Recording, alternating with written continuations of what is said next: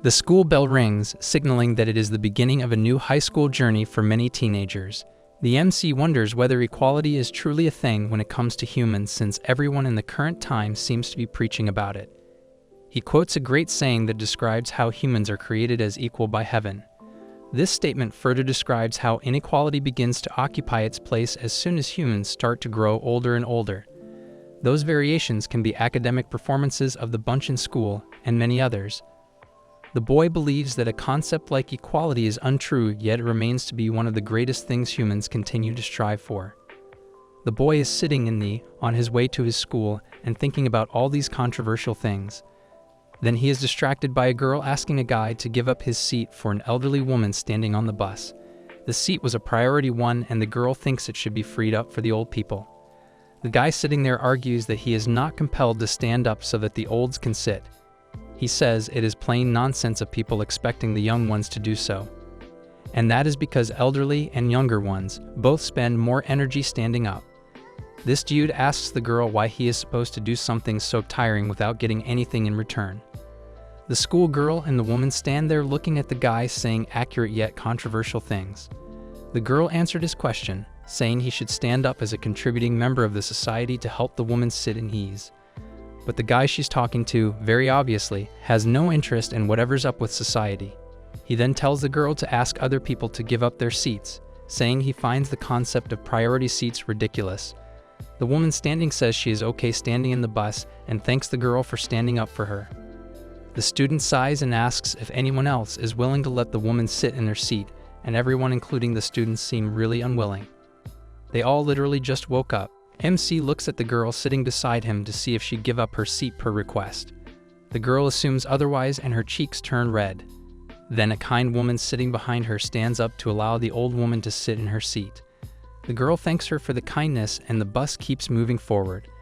It finally drops the students in front of their high school, and the MC mentions his high school, accepting the fact that he'll be there for the next few years. He ended up in Tokyo Metropolitan Advanced Nurturing High School, the school of the elite. The high school is known for its great future support, and the government of Japan makes sure the teaching techniques there encourage the students to get into highly ranked universities and get employment in the best domains. This high school can't be caught lacking, can it? As the boy is about to climb up the stairs, the same girl from the bus earlier stops him and asks the boy why he was staring at her. He tells the girl that it was because she seemed like she wouldn't free her seat in the bus, and that made him think that the girl avoids such instances too, like him. The girl tells the dude to not assume things and that she didn't stand up because of her own beliefs. The boy thinks to himself that the thinking process like hers makes her worse than him. He doesn't say anything back to the girl, and she leaves when there was nothing to say. And the boy stares at her blankly, then continues to walk ahead. Now in the school hall, the student council president, Horikita Manabu, is invited on the stage to play his part as the president. Horikita introduces himself to the new students and welcomes the newbies. He talks about how their high school is an all-rounder when it comes to various academic qualities. We see a good number of students listening to the president attentively while the others yawn and don't seem too interested. The girl from the bus earlier is standing there too, and she seems pissed off for some reason.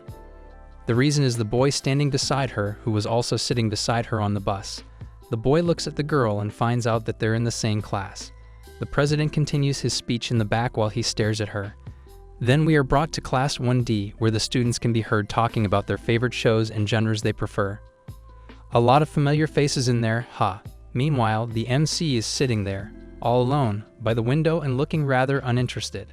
He then looks to his side to find the same girl sitting there. Are they supposed to be together? The girl feels him staring and says how ridiculous of a coincidence it is again. The boy has the same feeling about it. Then a boy enters the class and gets everyone's attention to ask them to introduce themselves. He wants to break the ice, and the class hasn't started yet either. All the girls seem cheerful and hop into introducing themselves to their classmates. The boy decides to go first and introduces himself as Hirata Yasuke. He is into sports and looks forward to joining the soccer club of the school. The class cheers, and the MC is pretty much just observing his surroundings. He is sure that Hirata will become class president. Then the kind girl from the bus introduces herself as Koshida Kikyo, who wants to befriend the entire school. She is more than extroverted, and the boys cheer for her. The MC, again, predicts her future, saying she'll be the popular girl, not only with boys but girls too. The boy is busy judging her entire personality while the guys acquaint themselves with the class.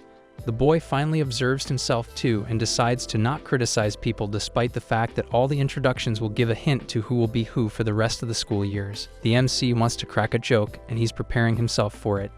He wants to stand out for being funny because he has nothing else that makes him different.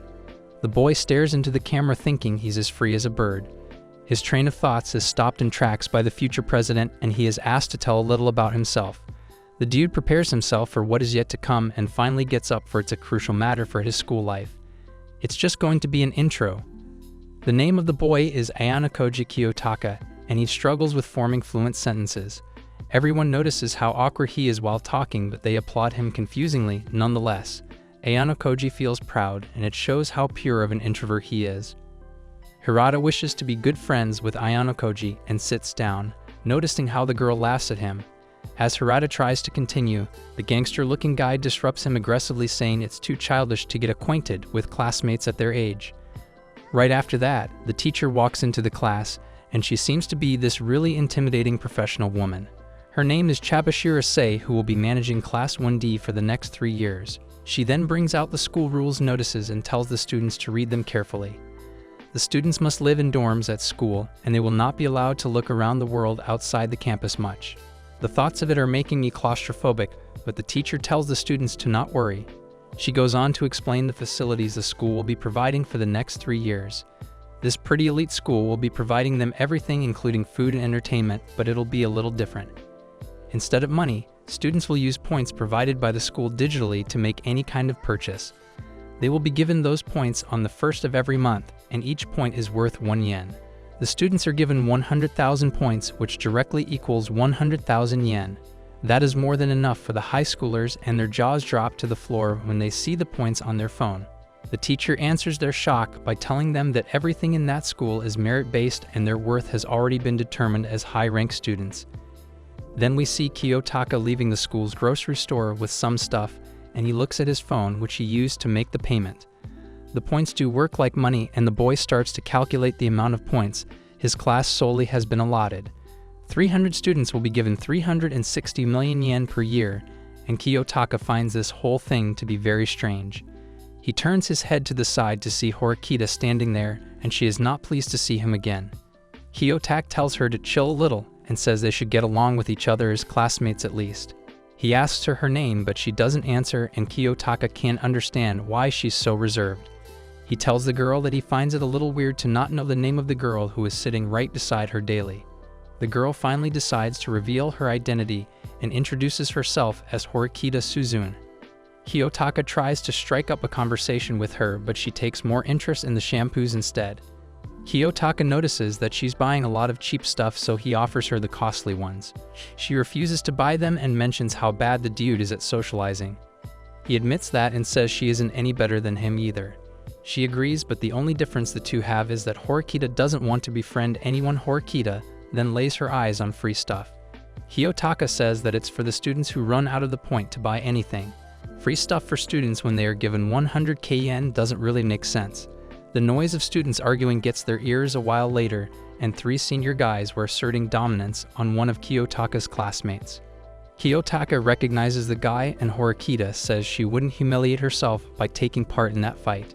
When the redhead fights back, the 3 senior dudes leave calling their juniors future losers. One of the guys says that they'll know the hell which is upon them.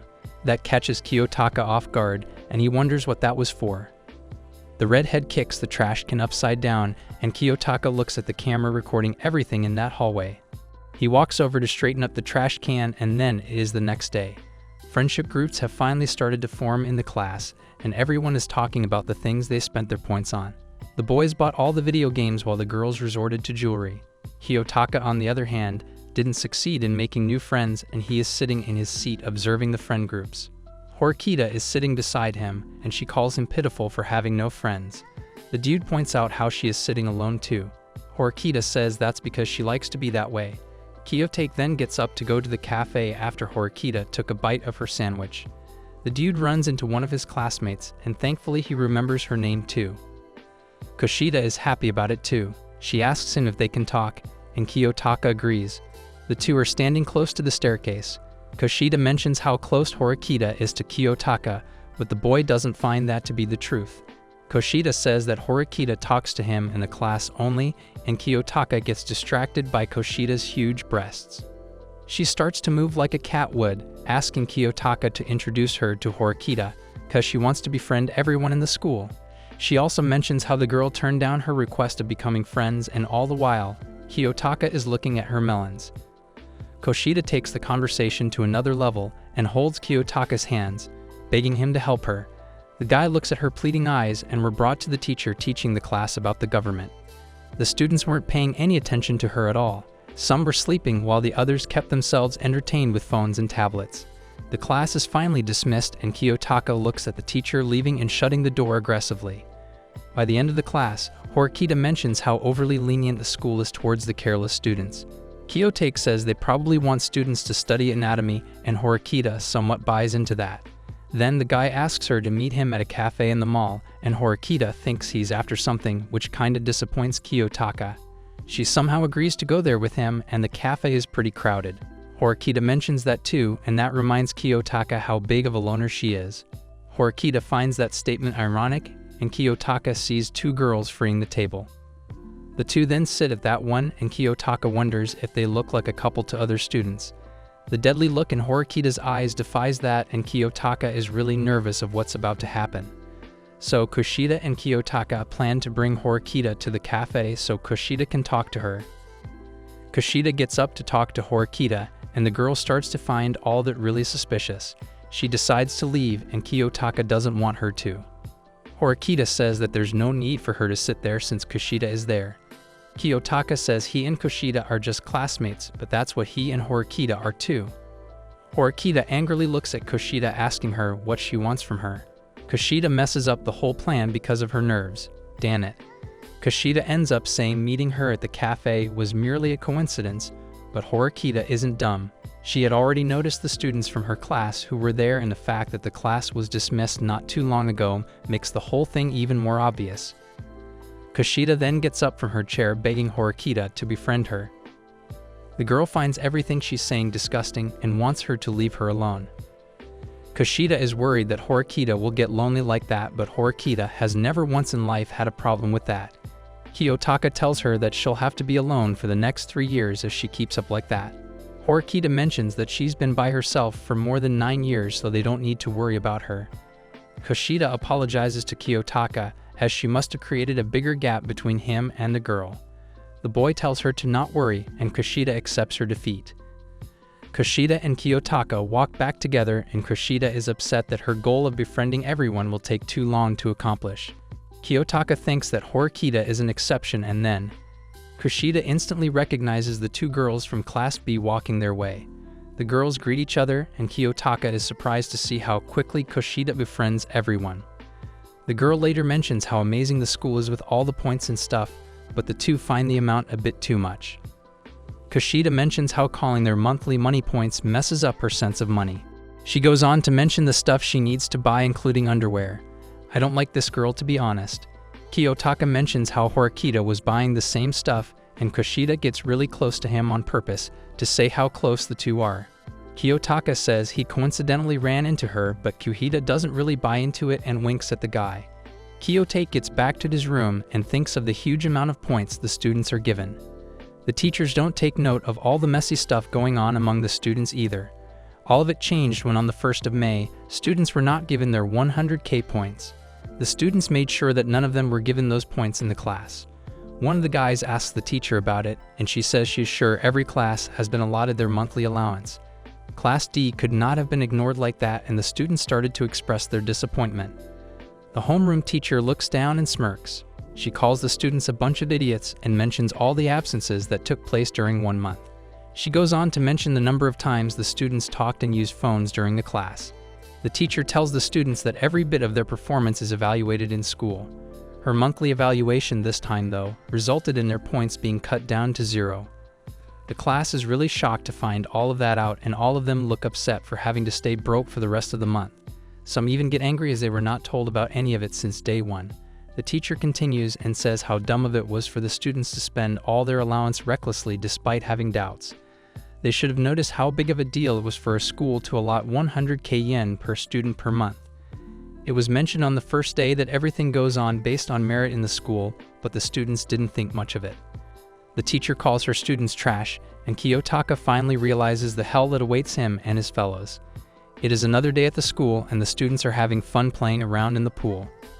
Kushida has already made good friends there and is playing with water. On the other hand, Kiyotaka is sitting on the other side of the pool observing everyone as usual. He's kind of upset that his fellows have gotten acquainted with each other while he's just alone. He thinks he has failed at making friends entirely while he stares at the bouncing melons of Kushida. By then, Horikita comes over too and asks Kiyotaka what he's so busy thinking about. He tells her that he himself is in a bit of a problem at the moment. Horikita sits beside the guy and wonders how her classmates can forget about what happened earlier in the class. Kiyotaka says that they're probably playing around to get over the loss, and Horikita agrees with that too. The girls fix their swimsuits and Horikita finds them to be indulged in the pool fun. Kiyotaka doesn't find that strange at all, as most high schoolers go all insane in their free time anyway. Horikita thinks they are childish but can't hate them for it either. The girl then mentions S system and says that all the childish high schoolers are easily the flawed people in the system's eyes. Horikita is also a part of the defectives, and talking about the S system, let's try to understand what it is about. The homeroom teacher earlier explained that the S system evaluates the capabilities of students in real time, and they're given some numbers to define their abilities or positions. For instance, Class A scored 940 points and Class D, on the other hand, earned 0. Class D made it to the last rank, thanks to their laziness and chaotic behavior in the class.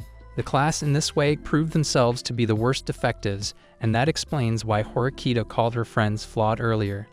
This evaluation stressed the class out so much, but the teacher applauded the class for making a new kind of history. She finds it amusing how the class proved themselves to be the worst so early on. Hirata gets up from his seat to ask the teacher to explain the criteria for how points are earned and lost. But the teacher says she can't do that as per rules, then goes on to explain the whole mess about points. In the school, 100 points are given to a student of each class privately. In the same way, Class D was given 1,000 class points, which they lost in one go. Kushida worriedly asked if the class still has a chance to rank up, and the teacher told her that they do. If Class D scores more than Class C, it will be ranked up to C, and Class C will be ranked down to D. The students can use the upcoming midterms to prove themselves and earn 100 class points. The students are scared that 100 points might be too little. To make it worse, the teacher opens up the quiz results that were really mad. She threatened to expel the students who don't score passing marks immediately. The whole class seems really distressed except one dude who's just chilling in his chair like he knew everything. The conclusion of the teacher's speech is that each student will have to better themselves in order to get even a few class points. And since the school promises a successful career life to the deserving students, Class D needs to defeat Class C to mark themselves as successful students. Horikita says that if they don't, their dreams will be crushed. Kiyotaka thought she was copying their homeroom teacher, Ms. Chabashira, but that wasn't the case at all. Horikita notices Kiyotaka's forearms and asks him if he plays sports. The boy says he doesn't and mentions how he stayed club-free in middle school. His build is way too good for someone not athletic, and Horikita can't oversee that. Kushida turns to the two talking and calls out for Horikita. She asks her if she'd like to join the girls in swimming. Horikita refuses, and Kushida wonders if it's because she can't swim. Horikita says she's neither good nor bad at swimming, so Kushida starts telling the story from her middle school.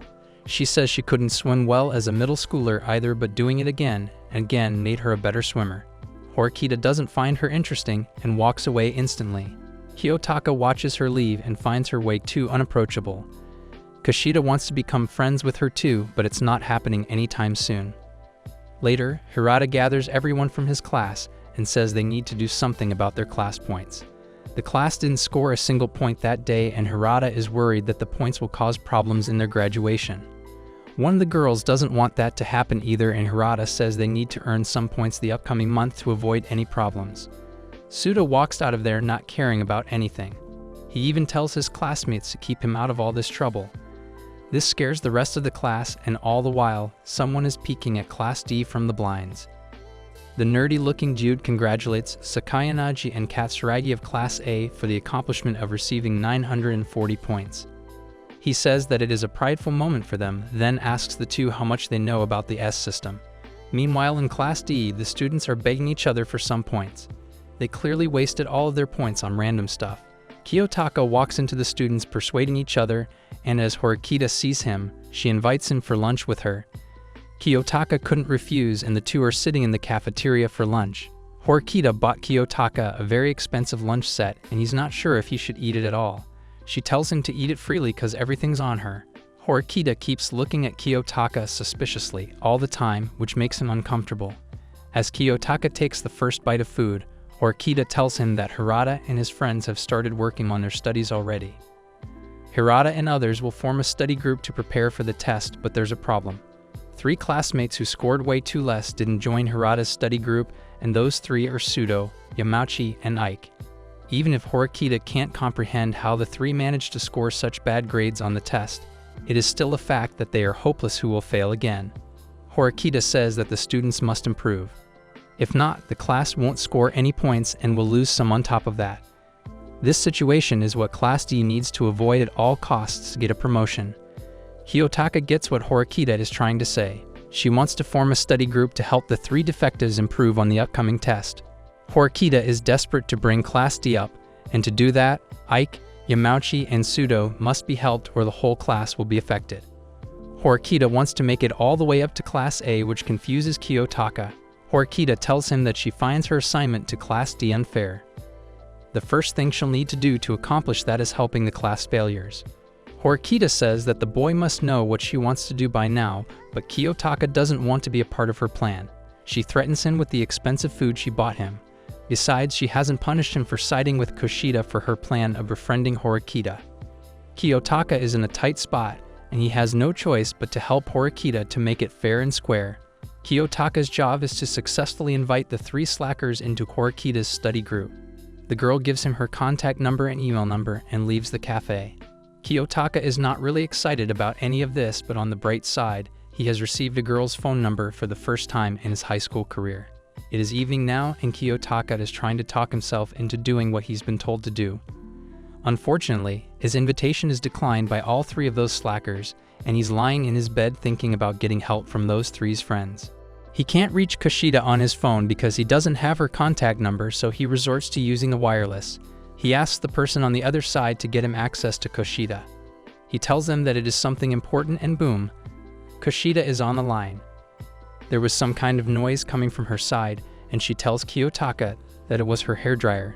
She has just gotten out of the shower, and the call on the dorm line surprised her. Kiyotaka says that Kushida surprised him too, and the girl didn't know what to make out of it. Kiyotaka then starts to talk like a scam caller and congratulates her for being the goodwill ambassador. He tells her to do her best for the sake of the class, and Kushida can't really process it at first. Kiyotaka then explains the study group plan to her, and when she hears who is running it, she doesn't spare a second to accept it. Kushida believes that she should help her needy friends at all times, and she will be more than happy to do so. Kiyotaka tells her she doesn't really have to say yes, but the girl doesn't mind. Kushida believes that it is unfair to expel certain students who failed to score some points, and it'd be really bad to leave the friends that one just made too. Kushida asks for a favor in return and tells Kiyotaka to include her in the study group too. That was too easy for Kiyotaka, and Kushida shares her contact information with the boy not long after. She even apologizes to him for not giving it to him earlier. Her contact info is now on Kiyotaka's phone, and he's allowed to call her anytime.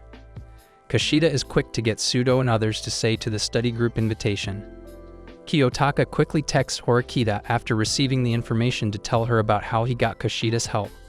He also needed her approval to get Kushida into the study group too.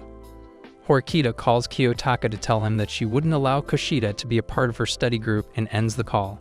Kiyotaka calls her back to at least even explain the whole thing, but she never listens. Horikita then texts Kiyotaka saying she doesn't know what he's talking about, so the dude calls her to give an explanation. But again, the call is declined, so Kiyotaka texts Horikita. He says that Horikita should know what he meant because he was clear about everything he told her, and there shouldn't be any problem with including Kushida as she helped Horikita to get Sudo and others in the study group. The text wasn't even sent yet, and Horikita refused to accept Kiyotaka's explanation. Kiyotaka quickly calls Kushida to tell her about it, and he sounds pretty guilty too. Kushida thinks about it for a few seconds and tells him to leave the matter to her. Then, the rules of Tokyo Metropolitan Advanced Nurturing High School appear on the computer screen. The rules say that every class is given a certain number of points, and the points change depending on how that class's students behave in tests, and just in general. Thus, every student is given private points that are equal to their class points multiplied by 100 every month. The study group is finally formed, and the 6 of them are sitting in the library. Well, not really, cause Sudo gets up from his chair to scream at Horikita for calling him incompetent. Horikita says he is incompetent because he can't solve a simple math equation. She belittles him further by saying she doesn't even want to imagine where Sudo will end up with such incompetence. That enrages Sudo, and he grabs Horikita's collar. Things get pretty heated up, and Kushida gets worried too. Kiyotaka sits there with the same blank face while Sudo screams at Horikita. He calls the math equation stupid and believes that studying is a waste of time. Sudo aims to become a basketball player, and this schoolwork is just messing up his goals for him. Horikita calls him childish and says he won't be accepted as a basketball player anywhere in the world. No one will spare him a chance because of his inconsistency and lack of dedication towards anything. After hearing that, Sudo leaves Horikita's collar and starts to pack his backpack to go play basketball instead. The other two follow him, saying Horikita has no right to belittle them, no matter how smart she is. Horikita fixes her tie and doesn't give a damn about them. They can do whatever they want if they want to get expelled that bad. The 3 of them leave the place, and Kushida watches them as they do. Kiyotaka is disappointed in Kushida for how things worked out. Kushida finally speaks to Horikita and says no one will study with her if she behaves like that. Horikita says that she has realized how wrong she was to help such hopeless people too. She wants them to get expelled as soon as possible so the whole class doesn't get dragged down with them. Kushida shuts her mouth tight and later promises Horikita that will do something about it herself. Kushida doesn't want those 3 dudes to leave so early. She asks Horikita if she, like her, doesn't want to leave them on their own too. Horikita says she doesn't mind Kushida's chit-chat if she's saying all of that genuinely.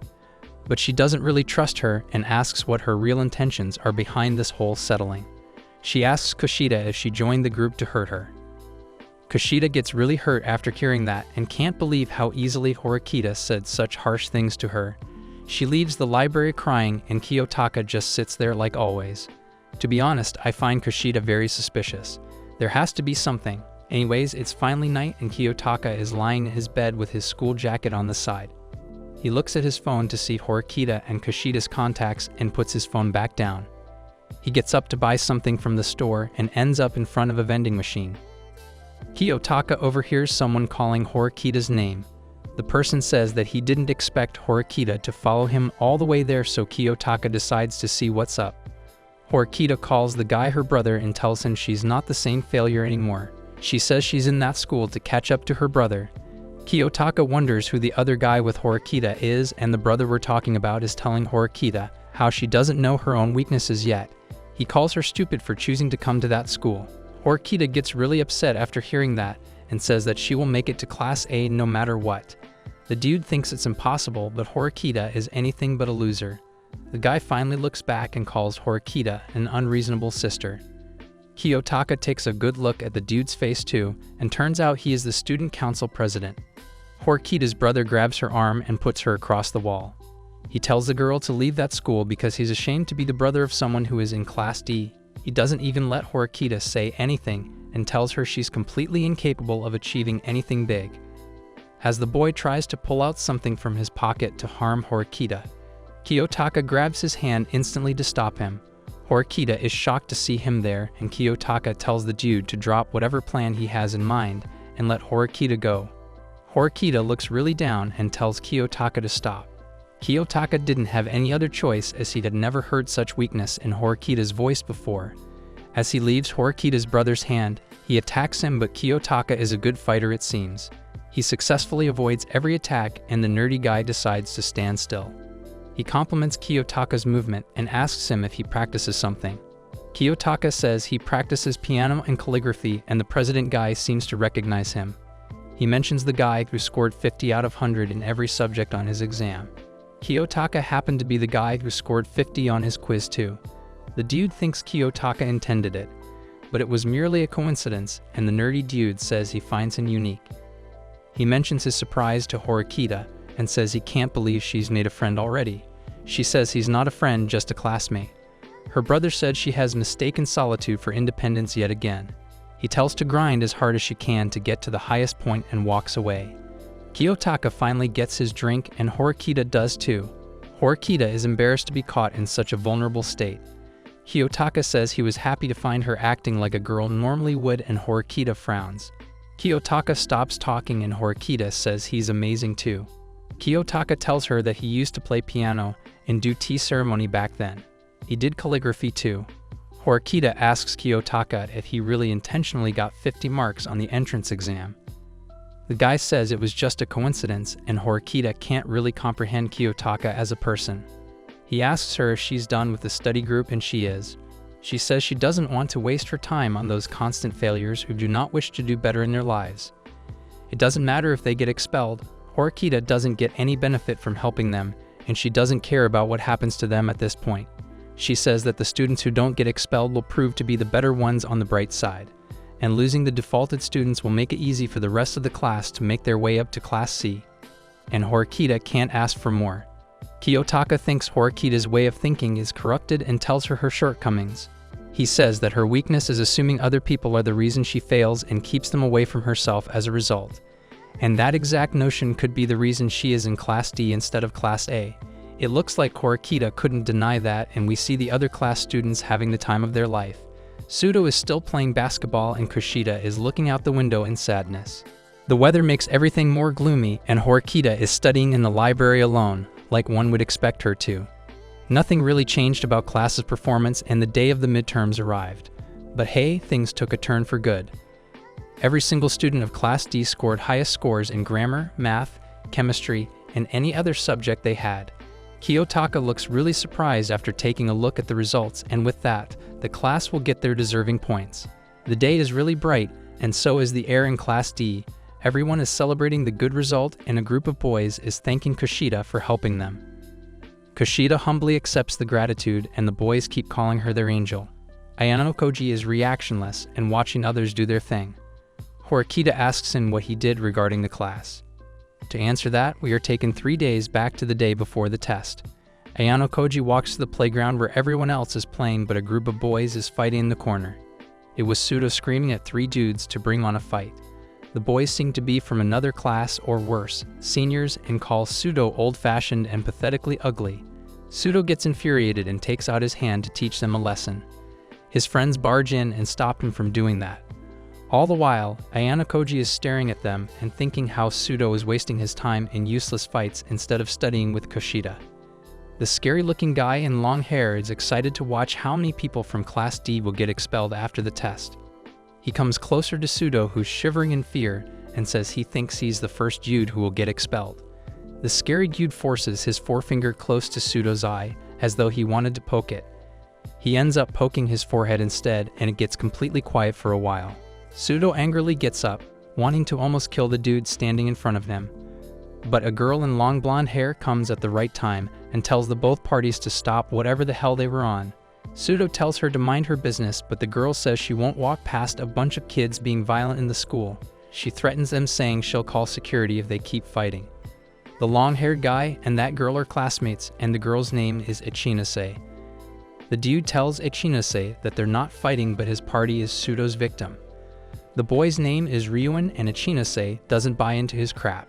She can clearly see he was the one who provoked the fight. She tells him to stop with his violence or she'll report his crap to the school. Ryuin scoffs and leaves, cursing Pseudo and calling him a good toy. Pseudo is enraged and wants to knock some sense into that bold bastard using his punches, but Ayano Koji stops him. Ichinase tells Pseudo to not let Ryuin trap them. Pseudo in response shuts her up. The girls playing in the playground went silent out of fear, but all was well now, and Ichinase tells them to be at ease. The girls thank her and she leaves after telling them to be careful. Pseudo curses in his mouth and picks his bag. Ayano Koji wanted him to join Kushida for studies, but the dude wasn't interested. He leaves saying he has club practice. Ayano Koji tries to persuade him by mentioning Ike and Yamauchi, but Pseudo never listens and says it'll be useless to talk him into it. Sudo goes straight to his club practice and looks a little lost in thought. His coach notices that too and hits him to wake him up. Horikita is watching him from across the room, and when the school's over, she waits for him outside the club. When he gets out, she calls him over and asks him if he's got some time. She asks him if he is really willing to leave the school, and the question annoys Sudo. He shrugs it off and is about to leave. Then Horikita stops him by asking if he's willing to give up on basketball like that too. The question stops him in his tracks, and Horikita approaches him to hand him a notebook. She had made a summary of all the important topics from class in that notebook, and Sudo didn't know what to say to her. Horikita tells him that she's helping him for her own sake, and that he should study for his own too if he wants to keep playing basketball in the school's club. 2 days before the test, Kushida and Ayano Koji decided to do something too. So during the lunch break, Ayano Koji invited Kushida to the cafeteria. She comes over in time and wants to know what Ayano Koji had invited her for. She knew he wouldn't talk to her without any reason, and she was right.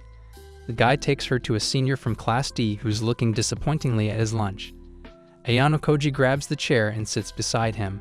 Kushida sits in front of the boy, and Ayano Koji introduces himself to the senior.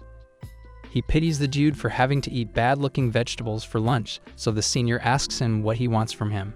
Ayano Koji says he needs to make a deal with him, but assures the senior that it'll be worth it too. He then goes on to ask if the senior guy had his first midterm questions from 2 years ago. Ayano Koji will pay him something in return for the questions. The senior doesn't know why he would need the questionnaire and is scared to hand it to him. Ayano Koji tells him that it will help the low-scoring students to do well in the test. Plus, he feels bad for the boy eating poorly made vegetables for lunch. The guy asks him how much Ayano Koji will pay for the trade, and 10,000 points were the most he could pay. The boy refuses to accept only that much for the risk he'd have to take. So he demanded 30,000 points, but it was impossible for the two to pay him that great of an amount. When the senior refuses to make any deal with him, Kushida instantly gets up from her chair and starts begging the dude to help her friend. She says that her friend will get expelled if he doesn't help them. Her spicy figure on display made it hard for the senior to refuse, so he said that he'd settle for 25,000 points. Ayano Koji didn't accept that, and when the senior dude looked at Kushida's chest, he brought the demand down to 20,000. Still, unacceptable, but Kushida's beauty made him go with 15,000 points only, and Ayano Koji was okay with it too. With that, they sealed the deal, and Ayano Koji requested the guy to include the quizzes from his first year too. Kushida thanks him too, and the two leave the halls of school to sit outside on the wooden bench. Kushida is scared that trading questions might be illegal, so she asks Ayano Koji if it will be okay. Ayano Koji tells her that it is fine and that everything will go within the school's rules. But Kushida feels like it'll be unfair if they use old test questions to help their classmates. Ayano Koji doesn't think the same and says that the senior's reaction to his deal made it obvious that trading questions in the school is not a big deal. The students must do it all the time to score well on the tests. Kushida doesn't get how some old questions would help with the grades, as they might not even be slightly related to the current test. Ayano Koji says that they might not be the same questions, but the test will include questions related to the past tests. He tells Kushida to not worry about it and to think of it as a way of keeping Sudo and others in the class as friends. Seconds later, Ayano Koji receives a text message on his phone. It was the senior guy from earlier, and he had sent the questions already. The first thing he sent was a history quiz, and Ayano Koji pulled out the test paper to match the questions. And guess what? All the questions matched the new test, and Kushida looks really happy. She asks him if the midterms will have the same kind of fortune too. Ayano Koji tells her that the chances of the midterm questions being similar are good. Kushida gets too excited and wants to show the rest of the class those questions too. Ayano Koji doesn't find that to be a good idea. Kushida doesn't understand why, so Ayano Koji asks her what would the class do if they reveal the questions a day before the test. Kushida got it that they will do their best to memorize the questions that day. The girl is impressed by the dude's brains and asks him if he's smarter than he shows himself to be. Ayano Koji says he's just clever, and Kushida stares at him smilingly. Ayano Koji then asks her another favor and tells her to take the credit for all the help herself. She wants to make sure that Ayano Koji doesn't have any issue with that. He says he doesn't want to gain any unnecessary attention for something like that, and the class trusts Kushida more than him anyway. Kushida accepts the request, and Ayano Koji thanks her for it. The girl is happy to share a little secret between Ayano Koji and herself. Now comes the day before the war and Kushida grabs everyone's attention. She tells the class that she has something important to give to them before the test. Kushida passes on the test papers to the students. They ask her what they are about, so she tells them how she got the past papers from a senior and that the question paper contains the most repeated and helpful questions from the past midterms. The class couldn't be more relieved, and Pseudo is also happy to have something so helpful in his hands as well. Kushida tries to give one to Konji too, but he refuses to accept it, saying he doesn't need any such thing. He excuses himself right after as he has a date to attend to. Horikita approaches Kushida and the girl hands her one paper to help her out. Horikita wanted to ask Kushida a question but got interrupted with the dudes rushing over to Kushida to thank her. Horikita looks at Kushida with suspicion, and then we see the boys almost worshipping Kushida for helping them score so well on the test. Horikita and Ayanokoji watch them from their back seats, and Ayanokoji admits that Kushida fits the role of a goddess. Horikita doesn't find her that impressive though. Girl, same. The homeroom teacher is also impressed by the results and says that she never expected the class to get such high scores. She says she admires the efforts of the students, but there still was a student who didn't make it. As the rules say, the students in the school who do not make it to the passing scores will be struck out without any exception. If the student merely scores half of the average marks obtained by the entire class in any subject, they will be disqualified. Pseudo failed the exam with 39 marks, and the boy stands there in shock, not knowing how in the hell did he fail. He refuses to accept the results and asks the teacher how he failed. The teacher tells Pseudo that the minimum score required to pass was 40 and the average percentage of class was calculated to be 79.6. She then divides the percentage by 2, which results in 39.8, and hence Pseudo scores. And after all the boring math, the results made it so Pseudo needed to get 40 or more marks to pass. But he didn't, so the teacher tells him that she'll be passing her expulsion notice officially, and Pseudo can't believe he'll have to leave that school. One of the boys doesn't want him to go too, so he stands up and asks the teacher if there's any other way to make him stay. The teacher says the failing student has no second chance. Kushida gets up worriedly too and says there must be a way, and that the class doesn't want to let the expulsion happen like that. The teacher tells her to give up because the rules can't be changed. The class is over and the teacher leaves, saying she'll be waiting for Pseudo in the staff office once the classes are over. And he shouts in disbelief. The average score of the class was 79.6, and the half of which would be 39.8. After all the math, Pseudo needed to get more than 40 marks to pass. But yeah, it didn't work out that way. The teacher wouldn't be going easy on anyone and tells Pseudo that his notice of expulsion will be issued soon. Pseudo, on the other hand, is in shock, but his classmates don't want to give up on him. Hirata gets up to ask the teacher for a way to save Pseudo. But there doesn't seem to be any hope for the boy. Kushida wants to do something to keep Pseudo in the school too, but rules are rules and nothing can be done anymore. The teacher leaves the classroom, telling Pseudo to see her in her office. The class goes completely silent, and Kushida asks everyone if they're not going to do anything about the matter. Ayanokoji gets up and says he's going to the toilet, but instead he follows the homeroom teacher to the roof. The teacher lights up a cigarette and notices the boy's presence behind herself. She asks why he's there, and Ayanokoji hits her up with a question. He asks the teacher if everyone in Japan is really equal. The teacher is amazed by the question and doesn't find any point in answering that question. But it is important for Ayanokoji, so the teacher decides to answer. She says society is not equal in any way from her point of view. Ayanokoji agrees too and says that humans produce thoughts all the time. The teacher doesn't understand what point the boy is trying to make and stubs out her cigarette. He says that the rules should at least seem like they are being applied to everyone fairly. Ayanokoji then pulls out his phone, asking the teacher to sell him 1 point to save Pseudo. The teacher laughs because she finds it amusing that the boy is asking her to do such a thing. Ayanokoji then reminds her of what she said on the first day of school.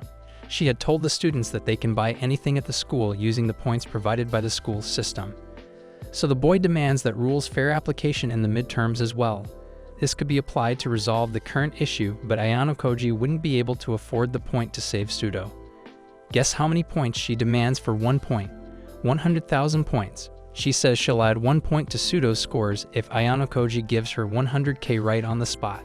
Ayanokoji says she's cruel for that, and by then, Horikita comes up too. She volunteers to share her points to buy that one score. She says that there must be a certain merit to keep Pseudo in the school. Besides, she doesn't know what consequences the entire class will have to face just because of one student's expulsion. She's such a tsundere. Class D is indeed interesting, and at last, the teacher agrees to sell that 1 point to the two. She also tells them to tell Pseudo about the good news themselves. Ayano asks her one last time if she's sure about it, and she says she'd do that for 100,000 points. It would have been weirder if she refused, right? She lights up another cigarette and says that never in the school's history, Class Ds have been able to make it up to the higher classes. The teacher asks Hirakita and Ayano if they're willing to go all out for that cause. Hirakita says she doesn't know about Ayano, but she's so down to do whatever it takes to make it to Class A. The teacher calls them defectives and mocks them for dreaming too big. Hirakita says that any flawed thing can be made right with the slightest changes, and the teacher is so ready to see how her students struggle for the best while she looks over them warmly. The students from Class A are looking at the results of Class C, and the bald guy is not happy to see their scores going up. He thinks that it must be Ryuin's doing. The girl walks away saying she finds it all boring. Ayano and Hirakita are sitting outside in the evening, and Ayano tells Hirakita that aiming for Class A is not practical as Class A has 1,004 points, while Class D has 87. Hirakita doesn't care and will keep climbing her way up nonetheless. Ayano yassifies the spirit in a very weary way and then thanks her for helping Pseudo.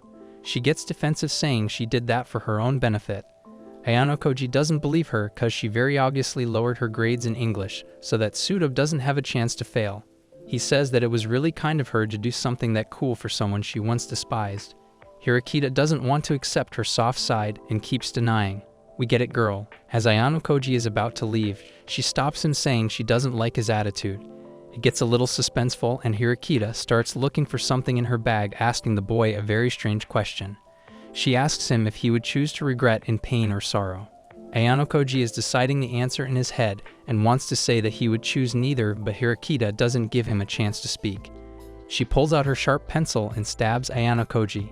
She probably did that to kidnap him to his room, cause why are we suddenly in Ayano room celebrating Pseudo's narrow escape?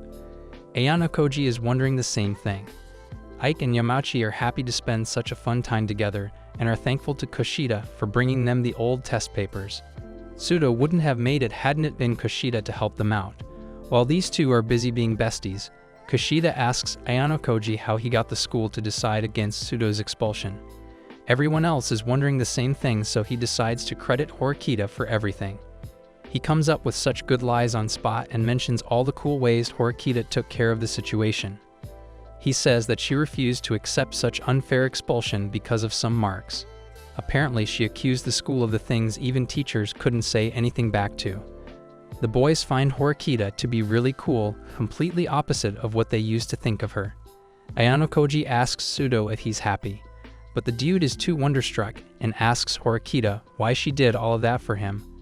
Hirakita, on the other hand, had been turning red all the while and couldn't say anything other than mentioning she did that for her own advantage. It wouldn't help obviously, and the boys laugh at that answer. Kushida, though, is burning in jealousy at the sight of Hirakita getting all the attention. "I already knew she wasn't a homie." The party is finally over and Kushida helped Ayano clean up the room. He thanks her for it and Kushida goes on to ask a really weird question.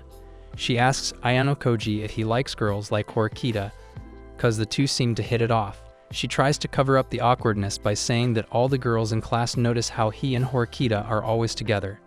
Ayano says he and she are just friends, neighbors to be exact. After hearing that, Kushida says she'll be leaving for her room. She says goodnight to Ayano and exits the room. But she happened to forget her phone on the bed and Ayano saw it.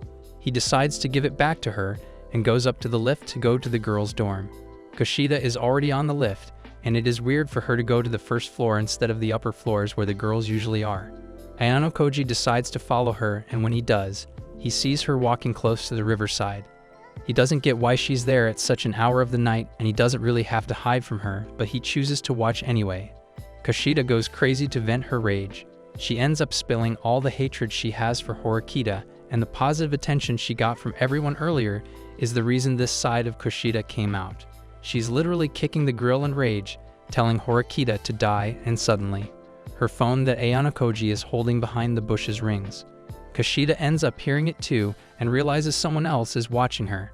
Ayano decides to come out of hiding and tells her that he is there to return her phone. Kushida snatches the phone out of his hand in anguish and looks really scary. She asks him if he heard everything, and it's pretty obvious that he did. Kushida threatens Ayano to keep his mouth shut, or he'll have to pay for it. When Ayano asks what she'll do, Kushida says that she will tell everyone that he tried to rape her. The boy says it will be a false accusation, so Kushida grabs his hand and puts it on her breast to get his fingerprints. She endangers him, further saying she has proof now. Ayano is still wearing the same blank face and tells her to let him go and that he gets it. Kushida looks into his eyes with that scary look and asks him to promise her that he won't tell anyone about what she said. Ayano promises her, and Kushida turns back to return to her usual annoyingly cheerful self. Ayano gets really confused and wants to know who the real Kushida is. The air in Class B is pretty uplifted too, but their homeroom teacher is feeling down. She gawked too much alcohol the night and can't stand straight in class the following day. The teacher is still willing to have a good day. Not with that stank, ma'am. The students can smell the alcohol from afar, but the teacher still gets up to announce the final results of all classes. She almost throws up before telling the class that their private points will be allotted the next day. The girls are really happy to see the improvement in their grades and owe all of it to the study group Ichinase formed. Two of them run to her and hug her tightly to show their gratitude. Chihiro tells Ichinase how glad she is to be in the same class as her, and her cheeks are literally blushing red. Ichinase feels the same way but doesn't verbalize it. She just pets Chihiro's head warmly instead. Other than their teacher being a bit fratty, Ichinase loves her class and friends. She wants to level up to Class A together with her friends. Then we have our boy Ayano standing in front of the lift, yawning early in the morning. The lift door opens and he sees Horikita and Kushida standing there. Kushida waves at him and Horikita tells him to get on quickly. He does and stands next to Kushida. Kushida greets him and mentions how messy his hair looks. And that's on the fashion trend these days, according to Ayano. Kushida laughs and says she should try natural hair someday too while she swirls her hair strand. The flashback of what happened last night flashes in Kushida's eyes, and Ayano is mad that he will be staying in the same dorm as her for the whole year. He bends forward to express his shock to Horikita and says he didn't expect to see her and Kushida together. Horikita says that the girl had been waiting in front of her room, so she had to tag along. Kushida tries to eavesdrop and smiles awkwardly. Later, all of them get off the escalator together and Horikita walks faster. So it's just Kushida and Ayano standing in front of the lift. Kushida wanted to stay with Horikita, but that didn't happen. Then we see Ichinase running towards Kushida. She asks Kushida if the boy standing next to her, aka Ayano, is her boyfriend. Kushida says that isn't the case and laughs. Ayano knows how Kushida really feels about him now. Ichinase then drops a question out of nowhere. She asks them if they have gotten their points yet. The students of Class D are in class now, and the teacher announces that the point distribution among first years has been delayed due to certain circumstances. The students are not happy to hear that and want to know if they will be compensated for the delay. The teacher nothing is in her hands, and as soon as the problem is resolved, they will be given their points considering they don't mess things up till then. Then we see Ayano meeting Ichinase somewhere outside the campus after the classes are finished. She first apologizes to him for the trouble, and when he asks her what's up with her, she gets ready to say what's been bothering her. It seemed like she was going to confess her feelings for him, but what she said next was a shocker for Ayano. She builds up the courage to tell him that someone is going to confess to her. Ayano doesn't understand why he needs to be while that happens. Ichinase tells him that she doesn't know anything about dating and shows him the cute envelope he found in her letter. Someone she knows wants to confess their feelings to her, but Ichinase doesn't feel the same way. Now what she wants Ayano to do is pretend to be her boyfriend because she knows she'll break that someone's heart if she rejects them. Ayano is not impressed with the idea and tells her to verb out the whole thing with the person. Ichinase is in the middle of begging when Chihiro appears in the back. Her heart almost breaks when she sees a boy standing with her. Ichinase apologizes to her for bringing a stranger along, and Chihiro starts to cry at the thought of that boy being her boyfriend. When she's about to answer Chihiro, Ayano cuts her off saying he's just Ichinase's friend. The dude then tells Ichinose to be a little more thoughtful when it comes to hearing someone's love confession. He says that the person about to profess already goes through so much stress before collecting themselves to say I love you. Ayano Koji looks at Ichinose and says that Chihiro's feelings deserve a direct answer from her. Ichinose realizes her mistake and Ayano Koji leaves the two alone to talk about it between themselves. He sits in the bench nearby and checks the points status. The issue regarding the points had been resolved. Then he sees a crying Chihiro running out of the alleyway, and Ichinose appears too after some time. When she sees Ayano Koji sitting there, she stops and the boy could tell they have talked it out. Ichinose says that she was so blinded by the thought of not wanting to hurt Chihiro that she didn't see how bad her idea was going to make the girl feel in return. Chihiro and Ichinose will try to go back to being normal friends, and Ichinose hopes it goes well for them. Ayano Koji says that it entirely depends on them. Ichinose apologizes for getting Ayano Koji involved in this issue for no reason, but the boy didn't mind it. With that, Ichinose leaves, saying she's indebted to Ayano Koji. Later at night, we see Horikita's brother, who's also the student council president, smirking after looking at an application. The next day, Ayano Koji sees the sun with the loud voice of Sudo coming from the classroom. Sudo is giving some explanation to the class, and Ayano Koji doesn't know a thing about what's happening. Kushida tells him that it is not anything good, and the teacher tells the class that the students of Class C have filed a complaint against Sudo. Apparently, Sudo attacked the students of that class in the basketball club for no reason. Sudo tries to explain that it was just self-defense, and that Class C provoked a fight out of jealousy. No one would believe his side of the story without a witness. The hypocrite of the class, aka Kushida, gets up to ask if anyone had seen Sudo fighting the students of Class C. No one answers, and Sudo looks at Ayano Koji, who's already looking at him. Koenji says that Sudo would have been better off being expelled because his presence is ugly. Sudo gets mad after hearing that, and Hirata tries to calm him down. The teacher tells the class that the matter will be discussed with Class C and the student council will be there too.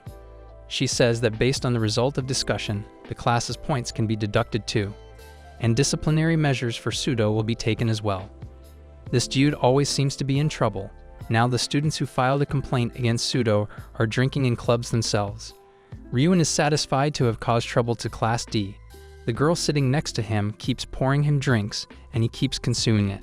Moments later, one of Ryuen's boys enters the club and says that someone might have seen him and Sudo fighting. The dude looks beaten up, and some black dude pops out of nowhere and starts to beat that guy up to pulp. His nose starts to bleed and he looks miserable.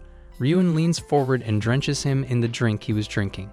He says that the boy looks like the perfect victim now, and he thanks him for that. Ryuen tells him to do his job well, like they planned. Keep in mind that the classes in this school are named A, B, C, and D based on the number of points each class scores. The class with the highest points is named A, and the rest follow accordingly. Coming back to the class, they won't be given any points for this month too, and every student is blaming Sudo for the fuss. Some think that he should have been expelled, and Horikita asks Ayano Koji if he agrees with them. He says that he has no thoughts on the matter, and asks what she thinks about it as one of the helpers. She says that they currently have 0 points, and if Sudo was expelled, they wouldn't have lost as much. Ayano Koji responds dryly to that, and Horikita asks him why. Ayano Koji says that some points might still be getting deducted without them knowing, and they might have faced worse consequences if Sudo did get disqualified. He mentions the possibility of the condition of no expulsion being there to become Class A for Class D. Ayano Koji mentions how no one in class knows how the school system works, hence, all the more reasons for them to be careful. As he's about to mention the possibility of Sudo's athletic self being of some help, Hirata addresses the whole class. He says that he wants to trust his classmates and asks the class if they'll be willing to look for the witnesses of Sudo and Class C's fight. Most of the students hop in, and Kushida walks up to Horikita and Ayano Koji to ask if they will be going too. Horikita says that Ayano Koji must be helping the class since he talked so much about the possibilities and stuff. Kushida takes that as a yes, and Ayano Koji has no choice but to give in. When she tries to ask Horikita, she doesn't pay attention to her and walks out of the class. Kushida is excited to work on this issue and thinks it wouldn't be appropriate to involve Sudo himself in the case. Ayano Koji agrees with that, and Kushida decides that she will inform Sudo about the whole thing. The day has almost passed, but Kushida's group couldn't collect any information about the witness. Ike and Yamauchi think that Pseudo might be lying. Ayanokoji asks Kushida about Hirata's group, and she tells him that they probably didn't find anything either.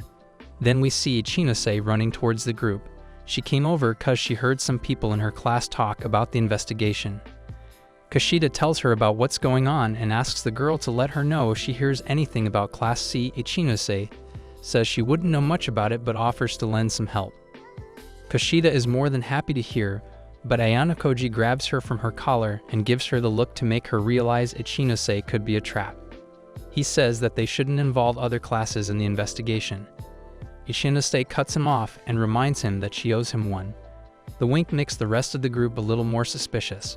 When Ayanokoji is returning to his dorm, he sees a poster on the announcement board which asks other students to help them find the witness. Ichinose with one of her classmates is passing by and sees Ayanokoji there. She tells him that the notice was Kanzaki's idea. The two are collecting information online too, and Ichinose has even received an email from a student. The email talks about the guy Pseudo was accused of fighting. The boy's name is Ishizaki, and the sender mentions how he used to be a troublemaker back in middle school as well. Ishizaki is a good fighter and used to use his ability to threaten other kids, so he was feared by the students there. The rumors have it that he hit teachers and seniors in his school too. The sender's friend also got hit by Ishizaki. Kanzaki says that it is weird that Pseudo didn't get hit by the other three guys despite them being from the basketball club like Pseudo. He comes up with a conclusion that Pseudo was set up by the boys of Class C. And this makes sense too. Ichinose agrees with that too, and has to send some points to the person who sent the email. She doesn't know how to since the sender is anonymous. Ayanokoji says that he's got it, and Ichinose stands really close to him. Ayanokoji notices that too and finds it really strange. Kushida probably traumatized him. Ayanokoji easily sends the points to that student after getting their ID. Ichinose thanks him for it and says she'll give him any information she gets. Ayanokoji saw her points and there was too much of it. He wonders how she even got so many points and makes his way back to his room. What he sees in his room are the shoes that don't belong to him, and it was Kushida and the rest crashing casually in his room. Kushida tells him that his room is a meeting room for the group and that they'll talk about the case there. The boys start to talk about how Ayanokoji's room is empty. Kushida starts to look around too, asking if he's a minimalist. Ayanokoji says he didn't buy anything cause he ran out of points. When Ayanokoji asks them how they got inside his room, they show him the duplicate keys that they got as his room is their meeting place now. Kushida says that maybe they shouldn't have gotten the keys and almost returns it. Ayanokoji doesn't mince it anymore, and then Horikita rings the bell of his room. When she sees that Kushida and others are there too, she backs off. Kusaida happens to know she was there and comes out too. As Horikita is about to leave, Ayanokoji whispers to her to tell the group what she knows at least. She says she'll give them a small piece of advice and tells the two that the witness is someone really close. When Ayanokoji asks who it is, Horikita tells him that it is Sakura from their class. Then we see Sakura sitting in front of her computer, and as soon as she gets a call from Kushida, she gets the flashback of what she saw happening between Pseudo and the boys from Class C. Sakura doesn't pick up the call and Horikita is inside the room too now. Ayanokoji asks her how she is so sure that Sakura did witness it. Horikita says that when Kushida asked the class for help, everyone looked at her while Sakura was the only one who was looking down, and she seemed guilty too. Sakura is not picking up the phone either, and Pseudo is pissed that nothing is helping. Horikita says that even if Sakura testified against Class C, it wouldn't help much. The real question that arises is whether Pseudo fought the boys in his defense or not. Pseudo gets frustrated at Horikita's remark, and Kushida doesn't understand what she meant by that. Horikita doesn't explain herself and leaves. It is 7 p.m., and Ayanokoji is trying to remember at least something about Sakura. Then, the doorbell rings and it is Kushida at his door. She says that she's been thinking about what Horikita said earlier and came there to ask Ayanokoji if he had any idea about it. The two then leave the dormitory and are walking outside. Ayanokoji says that whether Pseudo fought back in self-defense was true or not isn't what matters really. The reason why no one believes Pseudo is because of the way he behaves. He is always rude to everyone and can't control his anger either, thus ends up making people hate him. Ayanokoji presents an analogy and asks Kushida if a murder takes place and the suspects of that case happen to be two types of people. One is a serial murderer while the other one is a disciplined member of society.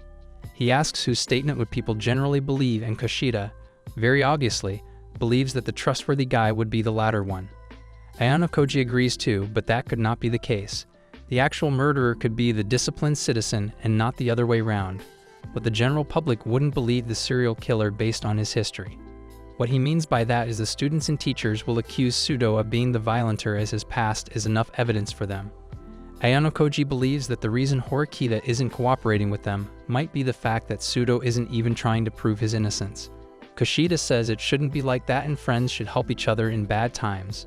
Ayano says that everyone has the right to do what they think is right. Kushida looks upset and says that Ayano must know everything about Horikita. Ayano doesn't agree with that, and Kushida addresses him to say something.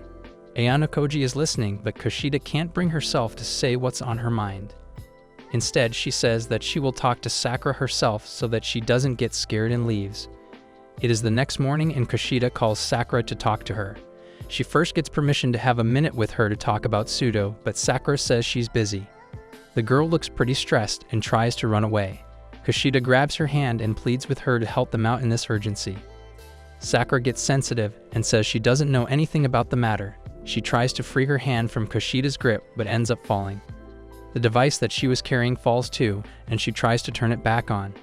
It doesn't work and Kushida apologizes. Sakura says it was her own fault and walks away. It seems like Sakura is hiding something because as she's running in the hallway, she's thinking about how she doesn't want her mask to be taken down. Sakura is running away from Kushida while Ayano and others watch her.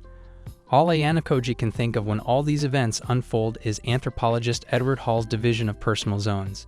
Edward divided personal space into 4 zones, and one of those zones is intimate space that contains close phase in it as well.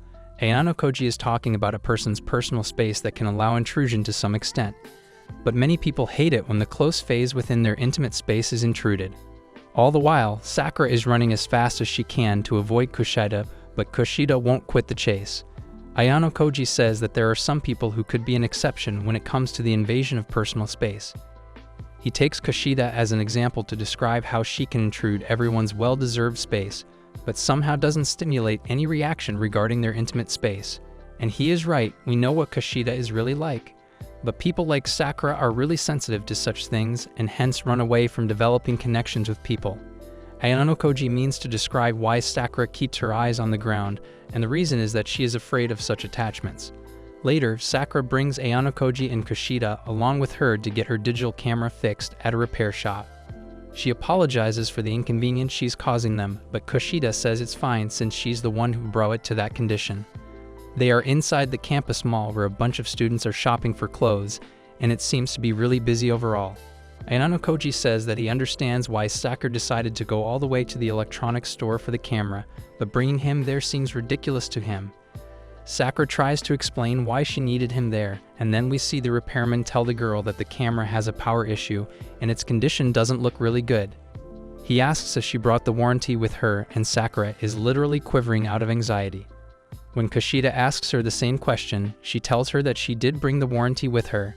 She hands it over to the man and he seems happy to see that the device was within the warranty period. He takes a look at the paper and tells her that she could have just gotten the flawed part free of any cost. He gives her a creepy look and she gets really scared. Ayano is observing that too and thinks to himself how he understands why dealing with this guy must be really hard for Sakura. He guesses that she brought the two along so it would be easier for her. She's socially anxious. Kushida asks the repair guy how long it will take him to repair the camera. He says that it will take about 2 or 3 days. He then brings out a form for the girl to fill and asks her to write in her information, and then creepily goes on to say that she needs to give him her phone number too. This man should be behind the bars. Sakura gets really scared but grabs the pen shakingly to fill the form anyways. Her hand can't stay still, and she's contemplating whether to fill that form or not. Ayano can sense the distress and grabs from her hand and decides to fill that form himself. He asks the repair guy to contact him instead when the camera is fixed. The repairman clearly doesn't like it and says that the camera belongs to the girl, so he is not sure if it is fine to contact someone else about it.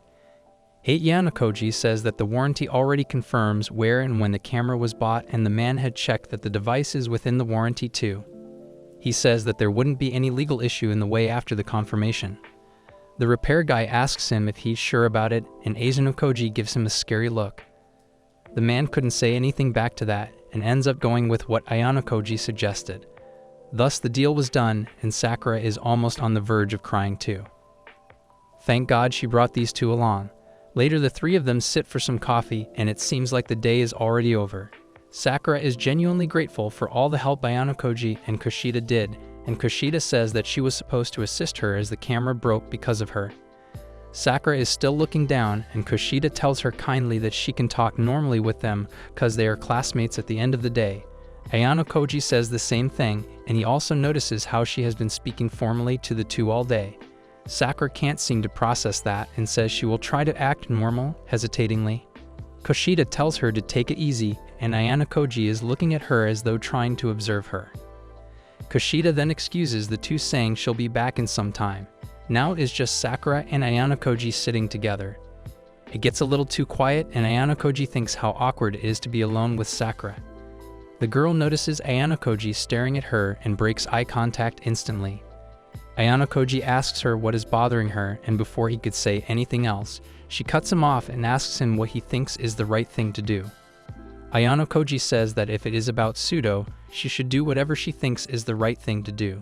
She doesn't get what Ayanokoji meant exactly and says that she would regret doing nothing about the matter later. Ayanokoji doesn't understand why Sakura is sharing all this stuff with him. He asks her the reason, and she tells him that his eyes don't look scary to her. The boy didn't get that and was expecting some kind of explanation of what she meant. Sakura says it is hard to explain it herself, so Ayanokoji says that she should refer to Kushida because she's better at giving advice than him. She would have noticed that because she's been really helpful throughout the day. Sakura doesn't respond too well to that, and Ayanokoji wonders if it is her intuition. He is then reminded of how scary Kushida looked when she was pissed off at Horikita. He can recall how scary her eyes looked when she threatened him. He thinks about how grateful to Kushida Sakura is, but can't bring herself to trust her completely. He doesn't get why, but that's what Sakura is giving off at the moment. Sakura is still looking as gloomy as she can, and Ayanokoji finally breaks the silence and says something that comes off as really surprising to Sakura. He tells her that the fact that she knows she will regret being silent about Pseudo's fight with Class C is all that she needs to know what she should do. Ayanokoji tells her to abandon all the other thoughts and focus on what she thinks is best. She shouldn't be thinking of doing anything for any specific one's sake, but her own. Sakura is speechless, and her cheeks turn red at how thoughtful Ayanokoji actually is. Kushida returns too, but thankfully, Ayanokoji and Sakura had all the useful chat in her absence. Sakura welcomes her back, and Kushida says that they should be going back now.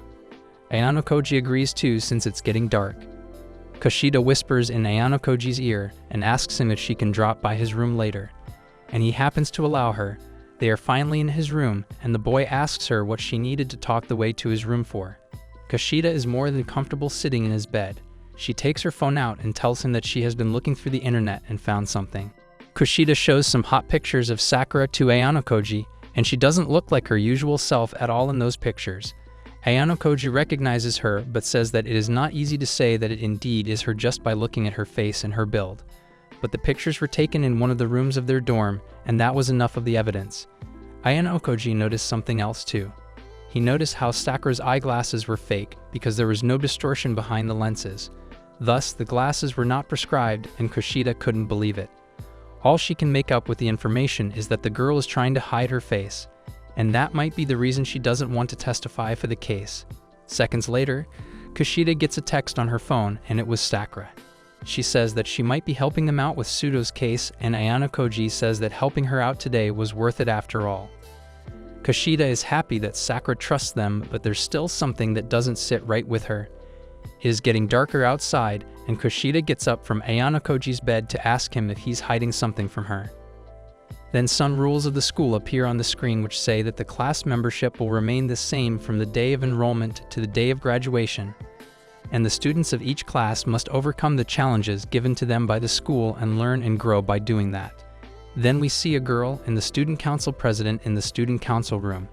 The girl is looking at a notebook and telling the president that she has sent out the notification of mediatorship hearing between Class 1D and 1C. There's going to be a courtroom kind of situation happening in the school. The president cleans his eyeglasses and wears them, and it seems like he doesn't really like Class D. It must be because of his sister. Then we are brought to the very class where Ayanokoji is standing beside the window as usual and Horikita is giving him a death stare. He notices it too and asks her what's wrong. Horikita asks him if he spent his entire day off with Kushida, and he tells her he had to because they needed to figure out some stuff about Sudo's case. It is unfortunate that they couldn't get any useful information from Sakura. Horikita doesn't look too happy about it, and Ayanokoji asks her why that is so. Horikita's annoyed expression doesn't wear off, and she says nothing is the matter. Ayanokoji says that her face says otherwise. Horikita says that is not true as her face always looks like that.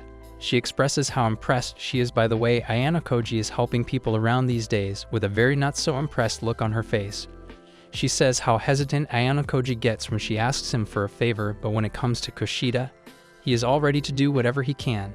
The boy stands there clueless and speechless, not knowing what to make out of Horikita's anger. Horikita further tells him that she has been evaluating every single event that's happened recently with great rationality and thoughtfulness. Ayanokoji can't say anything and Horikita turns her face away saying it doesn't matter. Ayanokoji asks her if she's sure about that. Horikita then tells him that the student council has selected a day for Sudo's hearing. He asks the date and Horikita tells him that the mediatorship will be held the same day after class. The class is finally over and everyone from Class C and D is in the student council room. The deliberation finally begins and Tachibana presides as the student council secretary, and she addresses the violent incident that occurred on Tuesday at the hands of Sudo against the students of Class C. The homeroom teacher of Class D mocks the mediocre reason the student council president came in over for. She is more than surprised to see him there, but not in a good way. She says so because the president doesn't usually show up. In his defense, the president says he has to miss participating in some of the events due to his tight schedule. But according to him, he does fulfill all the rules. The teacher thinks that it is just a mere coincidence that he is there. He himself agrees too, and Ayanokoji notices that Horikita looks very down and not like her usual confident self. He knows it is because of her brother, the student council president. Tachibana then asks both sides to clarify in questions which side of the story is the actual truth. She begins the trial after getting the approval from the president. Kamiya and his mates from Class C insist that Sudo from Class D called them to a certain building and proceeded to violently attack them. But Sudo from Class D denies this information, and according to him, Kamiya was the person who called him to that building. Tachibana says that both events contradict each other and that there is only one thing she is certain of. That is the fact that Sudo did indeed harm Kamiya, Kondo, and Ishizaki violently. Sudo hisses at the false statement and gets purely raged when Tachibana calls the dudes from Class C the victims when they are not. He gets up and admits to hitting them, but that was not the complete truth. The three boys were the ones who started the fight. Ayanokoji is silently taking in what is happening and thinks to himself that discussing the matter so openly in front of everyone and giving Sudo the free hand will only result in the accusations to be considered the truth by everyone present in the room. And he is not wrong because Sudo is literally screaming at everyone while trying to prove the truth. Sudo and the boys from Class C are arguing loudly and Ayanokoji calls Horikita, who seems to be zoning out.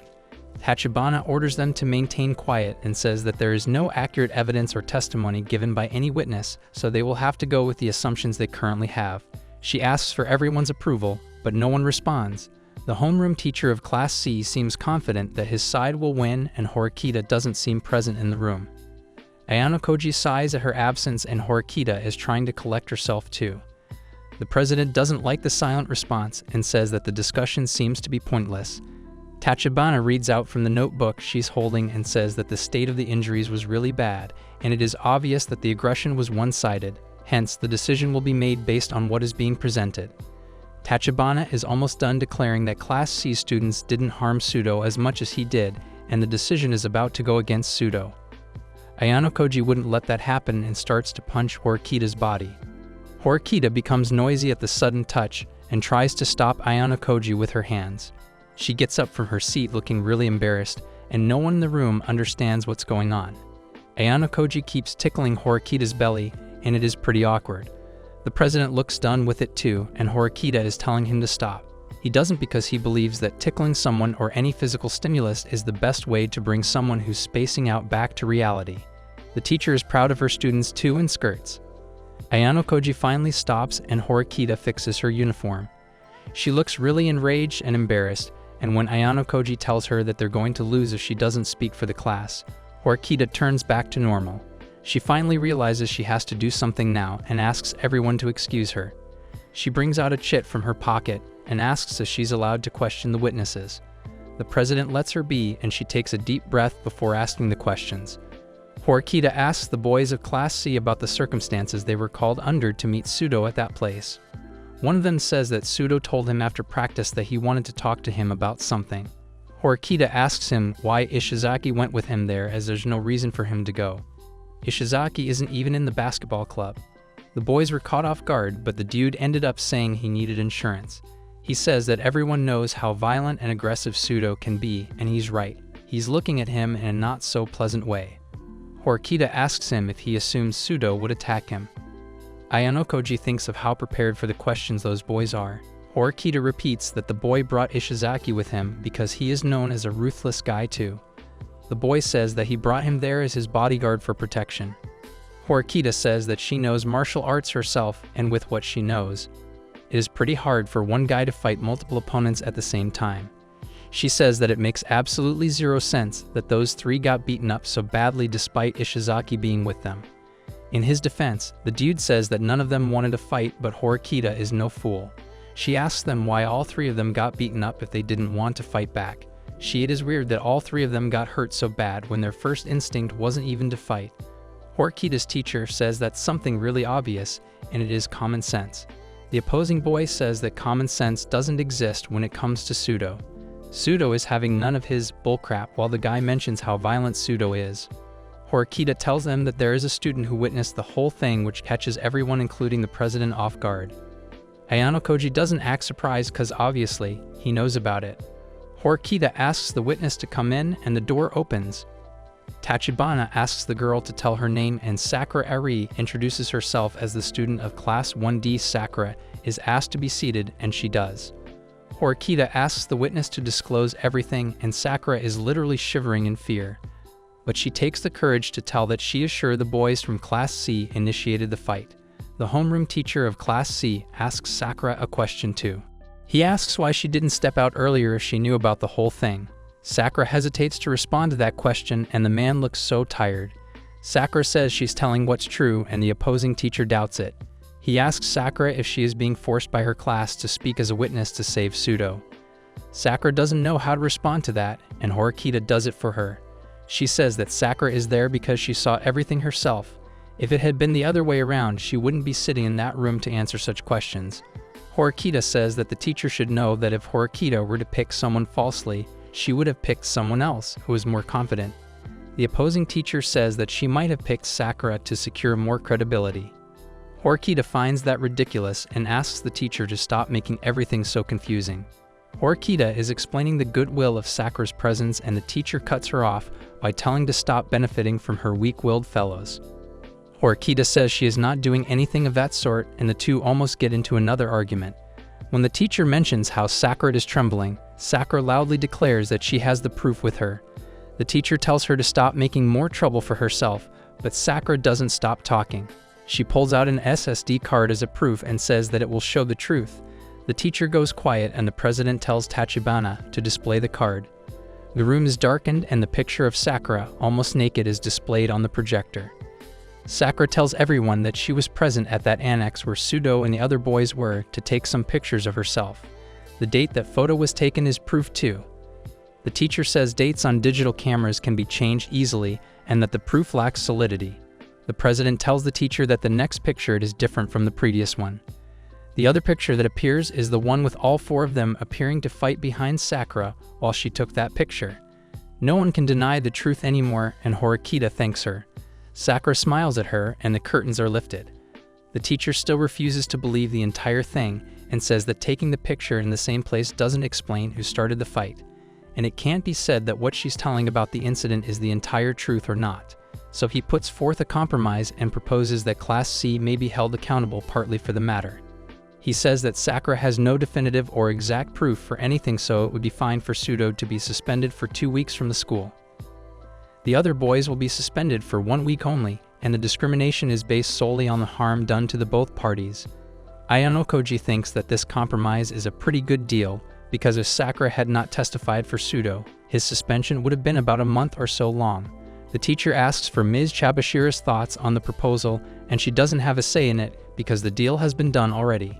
Ayano is proud of Sakura and looks at Horikita, who has a strange look in her eyes. The male teacher then asks Horikita's remarks on the conclusion. She gets up from her seat to answer and finds the decision to be fine. She goes on to say that according to her beliefs, Pseudo has a serious problem with the way he behaves. He doesn't give much thought to the troublesome actions he commits on a daily basis. When she says the incidents like this one are meant to happen, Pseudo gets aggressive again, proving her point to be true. Horikita turns to Pseudo and tells him strictly to realize that his attitude is what's causing all of this trouble. Horikita addresses the opponents and says that Pseudo will be reflecting on the person he has been in the past and not the incident. That being said, Pseudo pleads not guilty in this case because according to Horikita, this fight didn't just happen out of the blue because Pseudo was acting on impulse. The fight was set up by Class C with the pure intention of blaming Pseudo. Horikita asserts Pseudo's complete innocence in the case, and the other teacher laughs at her. He finds it hilarious and tries to say something to her, but Horikita is dominant here. She turns to her brother, the president, and insists on Pseudo being the victim. She asks the president to make judgment while keeping that into consideration. The other party insists that they're the victims there, and Pseudo tells them to shut up. With that, another verbal fight is provoked in the council room, and Ayano is noticing Sakura all the while. When the president speaks, everyone goes quiet. He says that he knew this discussion was a waste of time and nothing is making sense. He is sure that one of the both parties is lying, and then he asks Class C if they're sure the truth they spoke in the council room was not false. They believe it was the truth, and so does Class D, about their testimony. The president says he will decide the conclusion of the discussion the next day at 4 o'clock, and if he receives no evidence of the opponent's false speech, he will be pleading for someone's expulsion too. The discussion finally comes to an end with no exact conclusion. Ayano, Sakura, and Horikita are standing outside the drawing room. Ayano asks Horikita if Class D still has the chance to win. Horikita says she will never give up and the class will win. She leaves and Sakura says sorry to Ayano with a very pitiful expression on her face. She is ashamed of not speaking up earlier because she lacks the courage. Ayano tells her to chin up and Sakura's eyes look teary. By then, the president walks out of the council room too and asks why they're still there. He tells Ayano how he assumed he had appeared with a plan in mind when he saw him with his sister. Ayano says he's not Juge Liang or Kurosa Kanbei, and that he has no evil plan in store. The president thinks that Horikita went crazy while claiming Pseudo to be innocent. Ayano and the president both find it pretty insane. He then walks up to Sakura and tells her that her statement will be proved false if she doesn't prove it. He says that her mask is just a trap. But the girl didn't lie, and Ayano believes in her too. Upon hearing that, the president fixes his glasses and aggressively lands his hand against the wall, close to Ayano head. That scares everyone else standing there, and he asks Ayano if he can prove the truth. Ayano doesn't move an inch and says that the president asked a good question sarcastically. Sakura explains the situation she is in. She says that she found interacting with people a difficult task and looking people in the eye during conversations is impossible for her. So she decided to hide behind a mask, to hide who she truly is by taking these overly explicit photos of herself. She says that she has never had a problem with being alone. Loneliness doesn't bother her, and we see her sitting in the bathroom, looking at all the comments on her photos. Some are really nice, and the guys are complimenting her for her figure and cuteness. Some miss her pictures because she hasn't been uploading lately, and these wholesome comments make Sakura smile. But then she receives a dark, insane message from some creepy dude. He commented that he always wants to be with Sakura and wants to see her alone. This creep tells her that he will always be with her and is in the delusion that Sakura loves him too. He keeps on writing things related to destiny and breathing the same air as Sakura. Sakura gets really creeped out and freezes in shock. The phone also falls out from her hands while she tries to process what the hell she just read. The messages are never ending and her phone keeps ringing while she trembles in fear on the toilet seat. Then we see Sakura checking her mailbox and finds a bunch of mail in there. What she sees makes her drop to the ground in fear. The envelope contained a lot of pictures that seemed to be taken by some stalker who had been stalking her in the school. On the other side, Horikita and Ayano are inside the building where Pseudo and Class C's boys fought. They are trying to think of ideas about Pseudo's hearing, but the heat is too high and Ayano can't bear it. Horikita can't seem to think straight because of the same reason too. Ayano jokingly says that they must have chosen that place to trap Pseudo after perfect planning. He asks Horikita if she has come up with something good yet, but she still needs some time. Horikita says that they have got some time to do something about the case because of Sakura's hearing. All they need to do is use that time correctly and find something useful. That reminds Ayano that there are no security cameras in that place. Horikita took a look around and the roofs were empty. She wishes there were a few so they could have landed their hand on some evidence. But again, there wouldn't be such a fuss if there were cameras installed there in the first place. Saying that triggers Horikita's brain and Ayano asks her what is up. Horikita tells him that she needs to try something. Later we see Sakura sitting in the class alone, and when Ayano comes in and calls her name, she gets really freaked out. He was only greeting her a good morning, but her reaction made him think something was wrong. So he asks her what's the matter. Ayano thinks that she's tensed up because of the testimony and tries to comfort her by saying there won't be another hearing so she can relax. He tells her that he trusts her with Pseudo and the class and assures her he will help her with anything. All she needs to do is tell him about it. That brings a smile to Sakura's face and she thanks him.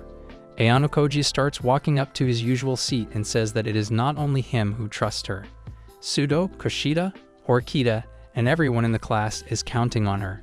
Sakura nods in response with a slight blush on her face. She decides to speak her mind to Ayano and tells him that there is something bothering her. Poor girl was about to talk about that stalker, but Ayano phone rings. It was Kushida who's telling him that everything's ready and she has sent the email. Ayano apologizes to Sakura and says he will hear her out later. Sakura has no issue with that and Ayano looks at her questionably. Kushida had called those 3 boys to the special annex, and they arrived there just in time. They're complaining about the heat there too and wondering what Kushida called them for. The boys are playing around while they walk up there. Ishizaki looks up the staircase and they all feel betrayed to see who was standing up there. It was Ayano instead of Kushida, and the dude asks him what he's doing there. Ayano tells him that Kushida won't come because the email they received was fake. It was him who asked her to send it. Ishizaki asks him the reason why he did it. Ayano says that it was the only way he could get their attention. He tells them that he wants to talk to them. The dude tells Ayano to listen up and understand that Pseudo called all of them in that annex and beat them. He says that Pseudo should just accept his punishment like a man and decides to leave that place. As he turns back, Horikita appears. She asks them if they really want Pseudo to accept his penalty.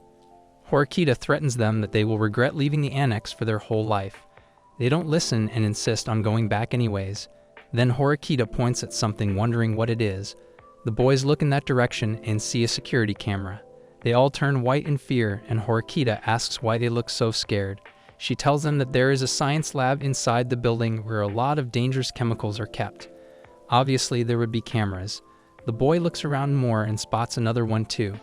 They can't believe it, and one of them says that the council will just believe Class D is innocent if the cameras caught the boys of Class C instigating the fight. He doesn't understand why Horikita and Ayano would tell them about the cameras. Ayano says that ever since the incident happened, both of the classes were fated to suffer. Because Pseudo did hit them at the end, the boy doesn't get where Ayano is trying to get to. Ayano makes it clear by telling them that Pseudo will get punished, but the 3 of them will be expelled from the school. Must be a shocker. Ayano tells them it would have happened because they made up such ridiculous lies and involved the whole school in the issue. The redhead asks Ayano why the school hasn't said anything to them yet. Ayano tells him that the school is trying to test them out and see what conclusion they come up with by giving them more time. Ayano asks them how they didn't notice the school knew everything in the hearing yesterday. The redhead drops to the ground cause he doesn't want to get kicked out.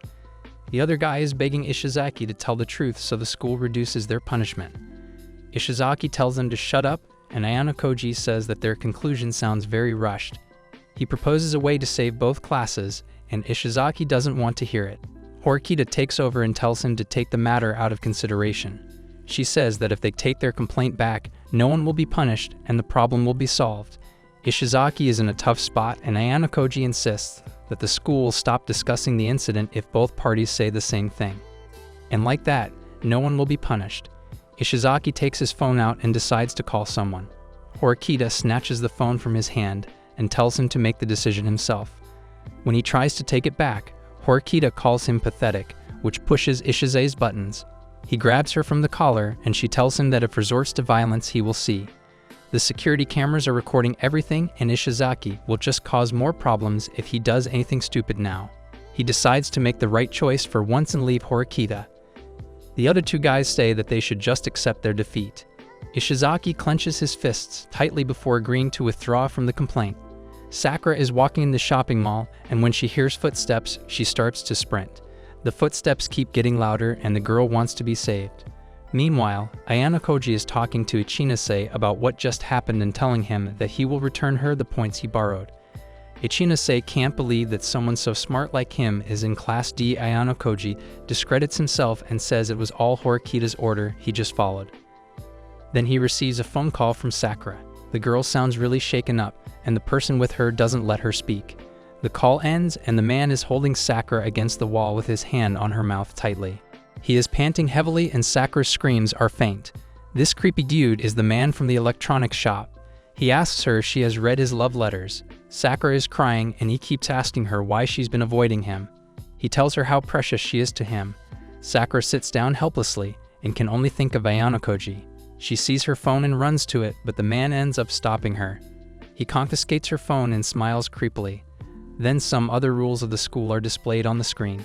The students are allowed to exchange points among themselves, but any type of fraud is deemed illegal. The criminal will be punished severely if anything happens. Meanwhile, the creepy man is still holding Sakura hostage. He threatens her that if she doesn't follow his commands, he will post her pictures on the internet. He is lying on top of her, and when notices how filled with disgust Sakura's eyes are, he gets enraged. He tells her to stop looking at him like that and tightens his grip on her hands. The man unbuttons Sakura's jacket, and before anything worse happens, someone clicks a photo of him over Sakura. It was Ayano Koji who had caught an electrician assaulting a student. He threatens to post his picture on the internet, and the man tries to explain everything. Ayano Koji shuts him up because everything was recorded in security footage. He further tells how his attempt to assault a minor will impact his job and family. His life is practically over now. The criminal gets scared and tries to run away, but Ichinase stops him cause oh well, the grave he dug is deep. The police officers appear too and arrest him. He starts saying crap like they know nothing about him and Sakura. Sakura's name on her blog is Shizuka, and the man is blabbering about how she uploads photos for him. He says that she wrote him back and got in the school because he worked nearby. Sakura has had enough of his bullcrap and screams at him. She tells him that she doesn't consider him a fan and forbids him from approaching her. This hurts that creep's ego, and he starts calling her an ugly bitch. He sounds insane, and Ichinase tells him to stop. The dude cries before the officers take him to jail. From there, Ichinase will manage everything, and Ayano Koji is thankful that Sakura shared her contact info with him. That helped him find her. Sakura apologizes for being a loser, and Ayano Koji says that being an idol must be a tough job. She realizes that everything happened for good. Hiding herself was hard, and she apologized to Ayano Koji for not telling him everything. There was no need for the apology, and Ayano Koji holds his hand out to help her get up after telling her to share anything that's bothering her. She thanks him and gets up. The two look at each other, and Sakura tells the boy that he doesn't look at her that way. Ayano Koji didn't understand what she meant, and Sakura didn't explain either. Ms. Chapashira has called Horikita on the rooftop while she smokes. Horikita asks her what the teacher called her over for. Ms. Chapashira asks her directly how she did that. Horikita doesn't understand, and the teacher tells her to stop playing dumb. She then asks what she did to make Class C's boy withdraw their complaint. Horikita doesn't give any explanation, so the teacher alters the questions. The teacher asks Horikita about the person who thought of the plan. Horikita doesn't get why she wants to know that, and the teacher gives her advice to reach Class A. She tells her to read however much she can about Ayano Koji, or she will be too late. Ayano Koji, on the other hand, is standing, and Sudo approaches him excitedly. He tells him about the withdrawal of Class C's complaint. Sudo thinks that Horikita did that and finds her to be awesome. He then leaves for his basketball practice, and Ms. Chapashira is explaining things to Horikita about Ayano Koji. It starts to rain, and she demands the girl's thoughts on why Ayano Koji is helping his fellows and choosing to hide how excellent he is. Horikita can't really comprehend anything, and the teacher says how Class D is the most effective in the entire school. And in that class, the most effective student in her eyes is Ayano-koji. Ayano-koji is walking down the school hallway and runs into the council president in Tachibana. The president tells him about the withdrawal too, and Ayano-koji pretends as if he didn't know about it. The president compliments him for choosing that solution to prove Sakura's testimony. Ayano-koji discredits himself again and says that Horikita did everything. The president asks Tachibana about the vacant secretary position. He offers that position to Ayano-koji, and Tachibana questions him in disbelief. He frowns at her objection, and Tachibana takes it back. The president tells Ayano-koji to join the student council, but he refuses, saying he doesn't like to burden himself. He says that he wants to live normally. It is pouring outside, and the president walks away after accepting Ayano-koji's excuse. He also tells the boy to not disappoint him.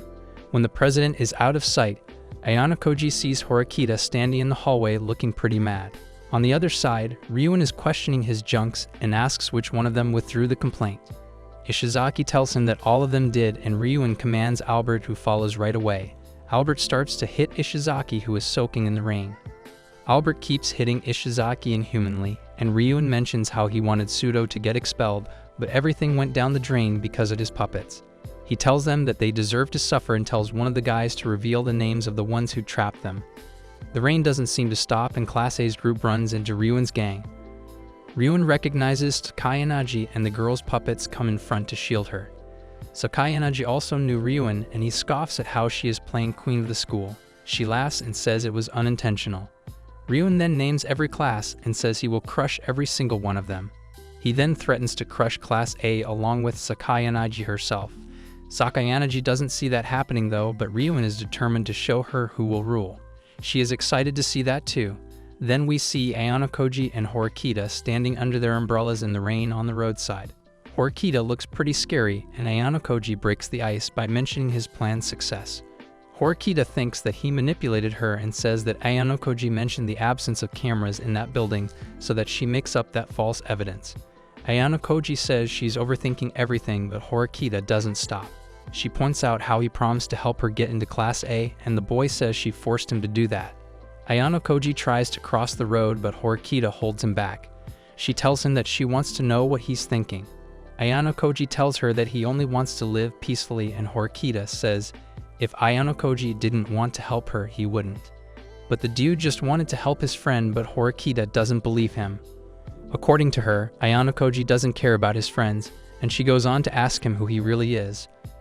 That brings back the memory of his friend having a seizure when Ayano-koji was still a kid. He didn't bother to check up on the boy and just stared at him blankly. Ayano-koji tells Horikita that he will help her to reach Class A and warns her to avoid meddling in his private life. The final terms for Class A are over and the summer vacation has begun. Horikita's alarm is going off and she wakes up to turn it off. She is finally awake and proceeds to lift the curtain to let some light in. Horikita has planned out everything she needs to do in summer vacation to reach Class A. She then hops in the bathroom and takes a well-needed shower. She is walking out of the bathroom when she hears her phone ringing. It was Ayano-koji and she declined his call, but he keeps calling, leaving her no choice but to pick it up. Ayano-koji has no shame calling multiple times even after getting rejected.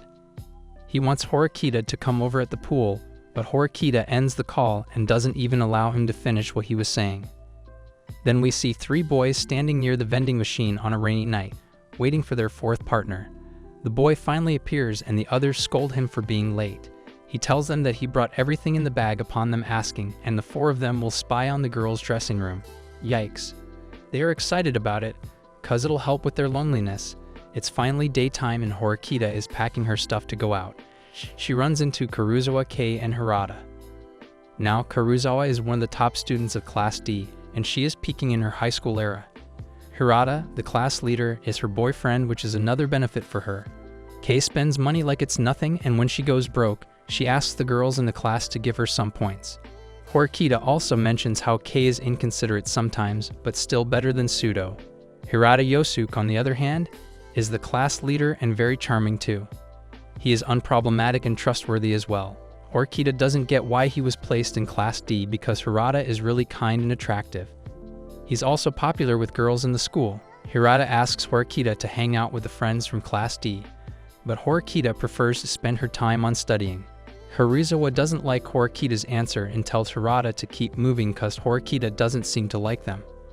Horikita thinks to herself that she doesn't need any friends because she's lived alone all her life, but she still chose to go with Kushida and Sakura and regrets it.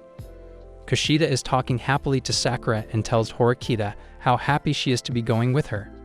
Horikita then introduces Kushida Kikyo as one of the famous figures among Class D.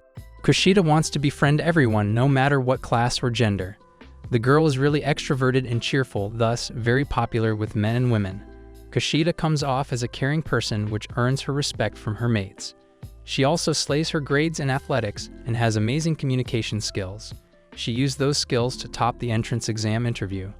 Horikita, though, thinks that Kushida hates her and she's not wrong. Horikita agreed to go to the pool with Ayano Koji and all four of them were standing at the bus stop. Kushida says to Horikita that this will be a good way to get closer to each other. Kushida seems to have a weird approach of trying to befriend the people she hates and getting closer to them. Kushida is beyond Horikita's understanding. She ignores her and asks Ayano Koji about Ike, Yamauchi, and Sudo because they can't be seen anywhere. As Ayano Koji is about to say something, the three of them appear and ask them to wait for them. They were late because they overslept, but Sakura caught their lie. She mentions how they were coming from the pool and all three of them start to sweat. Sudo stutters and tells them to keep walking. Ike and Yamauchi communicate with their fingers and say how they have messed up. Ichinase interferes in their conversation and her class is going to the pool too. The girls are dressing up for the pool and it is the last day the pool will be open, so they are excited. Ichinase is minding her business when Horikita asks her about her melons. Ichinase tells her that her melons have been that big for quite long and it started growing in the third year of middle school. She wonders why Horikita would ask such a question, and Horikita finally gets why Ichinase has more on her plate than she can handle. Sakura's melons isn't any smaller either, and Kushida mentions how the girls are going to hang out with her for the first time. Sakura explains herself saying Ayano Koji invited her to the pool. It feels like someone is spying on the girls from the locker. Ichinase and others are teasing Sakura with Ayano Koji. Kushida has noticed that Ayano Koji seems to be hanging out with more and more people these days, and Ichinase is one of them too. Horikita agrees too and talks about Ichinase Hanami, who is the central figure of Class B. She mentions how she helped Class D during the first term, but Horikita can't quite tell what's on Ichinase mind. Now, Ichinase is another famous student with great communication skills, and Class A can't compare to how great she is. Certain situations cause her to join Class B, otherwise she would have been in Class A. The girl is well respected by everyone thanks to her honesty and cheerfulness. Because of her popularity, Class B has greater relationships with other classes. On top of that, she's really beautiful unknowingly, and lastly, Class D and Class B don't share a clash as of now. Coming back to the girls, Kushida says that Horikita must be feeling bad because Ayano Koji is getting closer to other girls. Horikita says she's not bothered by anything and Kushida knows that's not true. The students are enjoying their time at the pool, and inside the school general storehouse is the operation headquarters of the four guys we saw earlier. Operation Commander Sotomura is in Young Lust Phase 2. He takes a look at the pool with his binoculars and tells the operator on the other side that the time limit for the day is before the students go back home. Argos 1 Rogers that. Class D is excited to play with water, and there are a lot of people hanging out there, which makes it even better. The girls are splashing water on each other, and Ichinase is so ready to have lots of fun too. Kushida asks Sakura why she brought the rash guard, and it is because Sakura doesn't like to show her bare skin to others. Meanwhile, Kushida is wearing the pretty-looking red swimsuit she bought. The boys are cheering for her in the back, and Horikita and Ayano Koji are just standing there. Kushida notices that Yamauchi wasn't there, so she asks about him. Sudo and Ike start to pretend like they are looking for him, and when Kushida says they should go find him, Ike turns right away. He tells Kushida that Yamauchi must have gone to the bathroom and it's fine. Sudo and Ike are sweating, so it's most likely not fine at all. Sudo spots a volleyball court and goes insane. He starts screaming, saying they should play volleyball right then and there. Ichinase doesn't get what the hype is about and looks concerned. Then we see a cleaner walking to the leisure pool changing room. He looks a little suspicious because why is he looking around before going in? Meanwhile, the girls are now in the volleyball court with their breasts on display. Sakura says she's not good at sports at all, and Kushida tells her to relax because the boys will back them up. Ichinose throws the ball, and then we see two girls walking to the changing room while talking casually. When they reach there though, they see a notice that says the changing room is being closed and can't be used for some time. The girls don't get what's happening and have to change in the bathrooms. On the other hand, the situation at Argos -2 Phase 2 aka the changing room doesn't seem good. Ichinose notices the crowd around bathrooms and wonders what's going on. One of the girls volunteers to go and see what's going on. Ike stops them angrily and his eyes are turning red. He screams at them and says they shouldn't be focusing on the crowd right now. The girls get scared and Kushida wonders what's wrong with Ike. Kushida thinks it's because he ate something against his will. HQ from Argus 2 Operation Commander Sotomura reports the situation at his place and the guy on the other side of the wireless is panting. Sotomura asks him what's wrong and the dude seems to be suffering. Yamachi tells Sotomura that he is a loser and can't handle doing such a task. Sotomura tells him to have faith in himself for the people he's working with. He tells him to believe that he can do it. Sudo shoots the ball in the girl's direction and she falls down. Kushida is still wondering where the hell Yamachi is and Ike tells her to relax and that he'll be fine. Kushida is worried for the guide, but his friend Ike doesn't seem concerned at all. Kushida asks why is that so and Ike looks back to process what he should do. According to the mangas he reads, women love seeing happy male friendships, and if this doesn't go well, Kushida might start to hate Ike.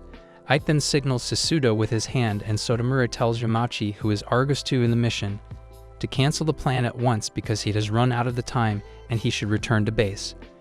Yamachi apologizes for his incompetence and Sudo is manhandling Ike for his idiocy. Kushida says that they should go look for Yamachi, but he returns before they do that. He's running to them at the speed of light, and Kushida seems relieved to see him back. Yamachi lies at the line in front of the bathroom, and Sakura wants to rotate out, but before she finishes what she was saying, Ike starts acting like his stomach will eat him up. He's doing that because he assumes Sakura wants to use the bathroom. Sotomura sees Ryuin walking to the changing room with his men and freezes in shock. Albert ruins the blockage in the way, and they all continue walking. Sotomura informs about enemy R's arrival, but Argus 1 is still in trouble. Sotomura in a haste tells him to make the decision quickly.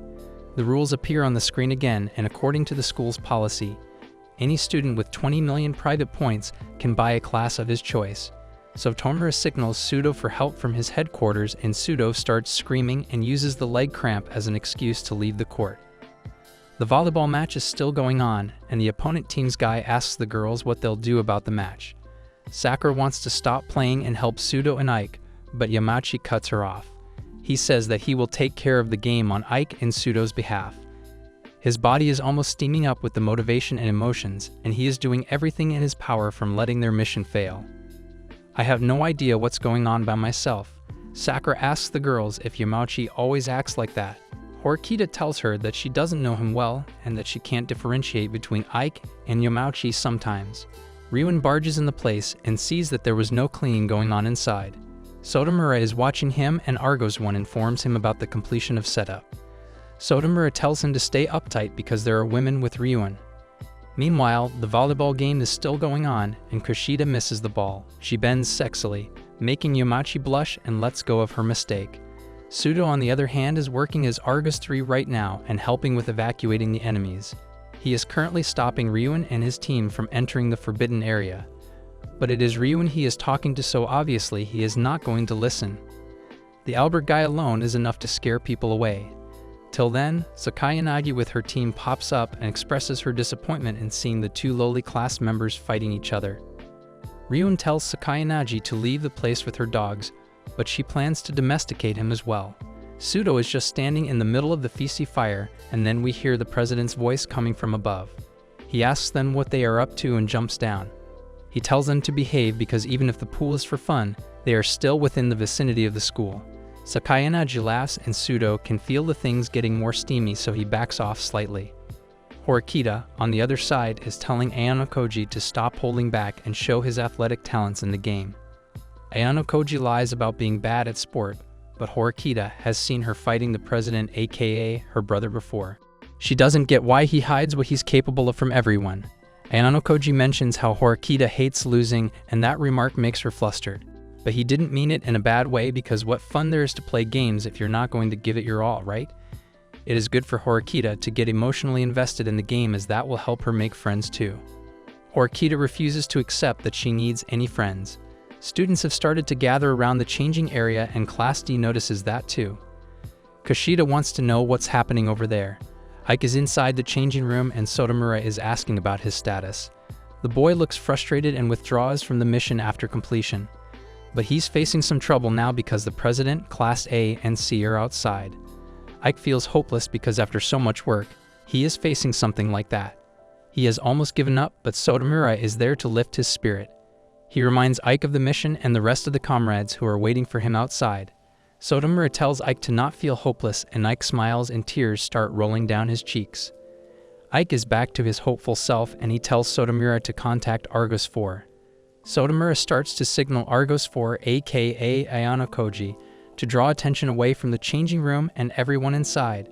Executing Operation Phase Extra begins, and Ayano Koji finds it ridiculous. He tells Horikita that he needs her help, and Horikita looks clueless. Meanwhile, Sudo is begging the others to stay away from him because he has a leg cramp. The president doesn't believe him, and the students have started to gather around. One of the boys mentions Horikita, and the name rings a bell for everyone. Ryuen recognizes the name because when he asked Ishizaki about the people who set him and the rest up, he mentioned her name. Ryuen smirks, and Horikita is standing on top of the bridge. Everyone down on the ground is looking at her, and they can't make sense of what she's doing up there. Ayano Koji doesn't get it either, and Horikita is wondering the same thing herself. Horikita takes a deep breath before getting started with her speech. She starts by saying that the Year 1, Class D is known as the defectives of the school. She says that she admits her class is full of troublemakers. Her classmates are dumb who easily fall in the traps of other classes. Horikita then calls out the students of Class C for trying to cripple her class back then. But she can't deny the fact that Class C's weird kids are the reason she understands how hard it is to get to the top when she's surrounded by such spoiled brats. Horikita goes on to mention how Class A and D aren't grouped on the basis of grades and athletics solely. And that implies that anyone can make it to Class A. She announces that she, along with the rest of her class, will make it to Class A together. The boys start to cheer her up for such an amazing speech, and Ryuen gets up with a smirk on his face and leaves. Sakaryanaji heard all of it with great attention too, and the president is staring at Horikita, whose cheeks are pink after that work. It's 4 in the evening, and Kushida is still playing in the water. Ayano Koji is just standing there, and Horikita appears, sounding all exhausted and ridiculed. She had gone to check the lockers of the changing room, and there indeed were cameras installed there. She did find some SD cards, and the mission had failed completely. Remember when Ayano Koji called Horikita to invite her to the pool? He did so to ask for a favor from her because she can say Class D. Ayano Koji told her that Ike was the one who decided on the pool, and he planned to set up a camera in the female changing room to peep on them. Ayano Koji at present believes that if he had confronted Sudo, Ike, and Yamauchi himself, they still would have done all of that behind his back. Sudo and the rest planned to record everything and retrieve the SD cards after the place emptied up, but the plan was to remove the cards from the cameras so nothing happens. Class A and C's barged in too, and that made everything harder for them. Horikita asks Ayano Koji if that was the reason he told her to give that ground-shaking speech earlier. He replies that everyone liked it and even Sudo got emotional. Ayano Koji then asks Horikita if she enjoyed being at the pool as she has been in her room by herself all summer. Horikita refuses to admit that he enjoyed the day and insists that she likes being alone. There was still time until the pool closed, so Ayano Koji pushed Horikita in the pool next to her. She gets mad, and Ayano Koji apologizes and holds out his hand to pull Horikita out of the pool. But Horikita pulled him inside instead as revenge, and Kushida assumed that they were playing, so she joined in. Sudo, Ike, and Yamauchi would love to play with Horikita too, so they jump in as well. Sakura doesn't want to be left out, so she splashes some water on Ayano Koji. Poor girl gets scared right away and hides under the water. That was cute. The night finally falls, and Horikita is done showering too. She checks her phone and sees mail from Ayano Koji. It was a picture from the pool, and Horikita lays down on the bed and smiles to herself. Guess she doesn't like being by herself that much now. There was a play happening on the stage about Jesus and Icarus, and the man playing as Jesus says how earth and water could prevent their escape, but the sky won't.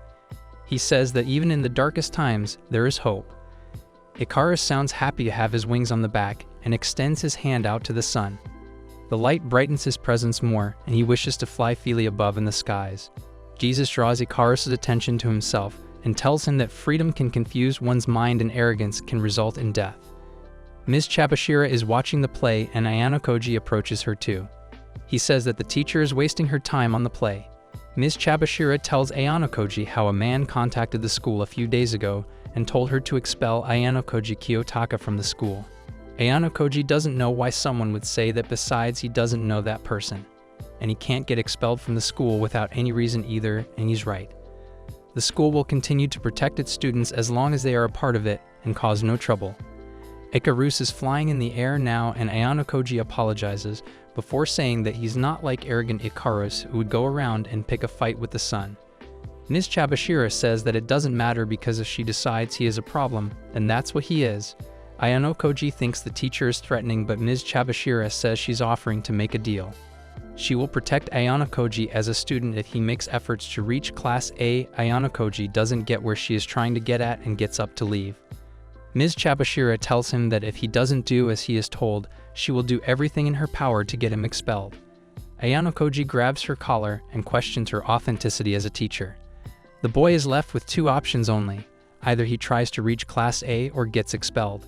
Ayano stares at her with her collar in his hands until the play ends and lights go out. He warns his teacher of the consequences of manipulating him, but she doesn't care. Ms. Chabashira says her life is packed with regrets already. Ayano walks out of there and walks up to the top of the ship. He stands there to decide whether he wants to abandon his freedom or protect it. The ship continues sailing in the middle of the night with its light all turned on. It is finally daytime and Ike is pumped up for the time they are going to be spending in the middle of the ocean. Kei and Kushida are blown away by the view too and can't get a hold on how pretty it looks. Sudo and Yamauchi are standing there admiring the view too. Yamauchi asks Sudo if he's happy to escape the expulsion, and Sudo can't believe his reality at the moment. Hiruzawa can't resist praising the school for being so kind and letting them enjoy the ride on the cruise in the middle of the ocean. The cruise is a luxurious huge one, and it is called Sprenza. It has all one would in life: classy restaurant, theater to watch live stages like the one we saw earlier, multiple pools, and many other exciting luxuries. It also has a luxury spa there and whatnot. Ayano wonders how many thousands he must have to spend to enjoy this cruise individually. The girls from Class D are in awe after looking at all the pretty dresses they can rent. One of the girls picks up a dress for Kushida cause she will slay it. Kushida is a little hesitant to wear it, but the girl tells her to relax as she's on a vacation. She was right. Kushida does look fabulous in it, and all the boys are turning into tomatoes after watching her play water volleyball. Kushida is enjoying herself to the fullest, and her bikini is barely holding on to her melons. Ike is barely holding on to his feelings for Kushida and decides that he is going to let them loose. That shocks the rest of the boys, but Ike doesn't want to live a lame, regretful life. Sudo is really moved by his words, and Ayano boosts him up. Ike walks up to Kushida and Kushida asks him what he called her up for. His hands are trembling, so he clenches his fists to finally confess. Here he goes, but this idiot ends up asking for permission to call her Kikyo instead of asking her out. Ike is literally sweating while he asks such a simple question, and Kushida has no problem with it. She wants to call him by kanji too, and the boy goes into shock mode literally. He drops to his knees when Kushida calls him that and loses his sanity right there. Kushida is standing there clueless while Ike's friends assume he succeeded with the confession. Ayano is watching all of it with an expressionless face and thinks to himself how Ike just used Kushida's nickname. Sudo then starts to shake Ayano up and asks for Horikita's given name. Ayano tells him that it's Horikita, and Sudo finds the name pretty cute. He decides that he is going to call Horikita by her given name too and starts practicing the script. Meanwhile, Yamauchi is reciting the mantra of Sakura's given name, Iri. Ayano can't comprehend what is up with these boys while they go nuts in the back. Rokushuk is enjoying his time too. Yeah, by looking at himself in the mirror while he bathes in the sun. The dumb four fools walk in the restaurant, and Sudo can't believe that everything there is cost-free. Ike is scared of receiving the bill after finishing, and Yamauchi assumes it'll be fine since other students are eating there too. Ayano on the other hand, is embarrassed of standing out like yellow cucumbers in green. While the others discuss, a waiter reaches up to them very formally and assists them to a table of 4. The boys are having trouble understanding the menu and Yamauchi decides on getting whatever. He starts screaming for the waiter, gathering everyone's attention to the table. Then a Jude from Class A asks them if they're from Class D in a demeaning way. Pseudo turns to him to ask what problem he has with that. The dude says that lowlives like them belong to garbage and they should be eating some hamburgers. That enrages Pseudo, and he lifts the boy up with his collar and screams at him. Then the bald guy sitting on the same table, aka Katsuragi, tells Yahiko to stop with all the mess. Katsuragi tells Yahiko to behave well cause the class might lose points for misbehaving, doesn't matter if they're on a vacation. He tells Yahiko that he belongs to Class A and should behave accordingly. Katsuragi proceeds to criticize Class D for troubling the people around them, and Pseudo is at a loss for words to hear that. After recognizing Pseudo, some students start to whisper about how he has assaulted and killed people. Pseudo tells them to stop that, and Katsuragi asks him if he will do the same thing again.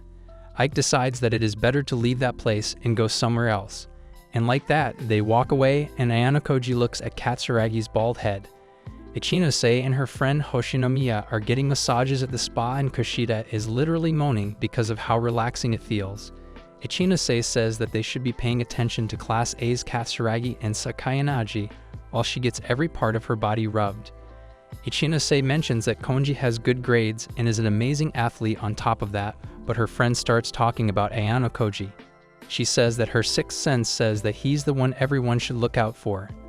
Ichinose jokingly says she can't rely on her sixth sense or whatever merely. Ayanokoji, on the other side, is lying in his bed and recalling the event that took place not long ago. He is thinking about how someone told Ms. Chabashira to expel him from the school. Then his doorbell rings and it is Hirata. Hirata thought Ayanokoji was sleeping, but the dude was wide awake, which relieves Hirata. He tells him that he is going to hang out with Karuzawa and others and wants Ayanokoji to join. Upon hearing Karuzawa's name, Ayanokoji refuses to go because he doesn't know her and her friends much. Hirata thinks that spending some time will help him know them better. Ayanokoji is trying to evaluate what Hirata is thinking at the moment. He wonders if he wants to make him more sociable or is there something else going. Hirata then comes straight to the point and tells Ayanokoji that he needs his help. He wants him to help him as a mediator between him and Horikita. That is because he finds Horikita to be an essential role player of someone who can unite Class D as whole. Ayanokoji ended up being right, and Hirata really just needed his help. Hirata mentions how Horikita helped with Pseudo's case, and he gets cut off by a call. It was his girlfriend Karuzawa, and he didn't pick it up right away. Ayanokoji asks him why that is, and Hirata rushes up the conversation and tells him to call him if he makes up his mind. With that, he leaves the room. Then we see Rokusuke walking down the hallway with water dripping down his body. He is wetting the hallway and the server is telling him to stop and wipe his body. He doesn't listen and says that he has never wiped his body before either. The server keeps begging him to listen, but Konji is way too full of himself to do that. Another one of the school's rules is no contact with anyone outside the school building, including family and guardians. The students must live on campus too. Konji ends up in a spa as well and is getting his body oiled up. The sun has almost set and Horikita has called Ayanokoji out at a bar to talk about something. Ayanokoji reaches there in no time and asks her what she needed him for. She asks him if he thinks that this trip is going to go like this, but he's not dumb and thinks there is something else about to happen too.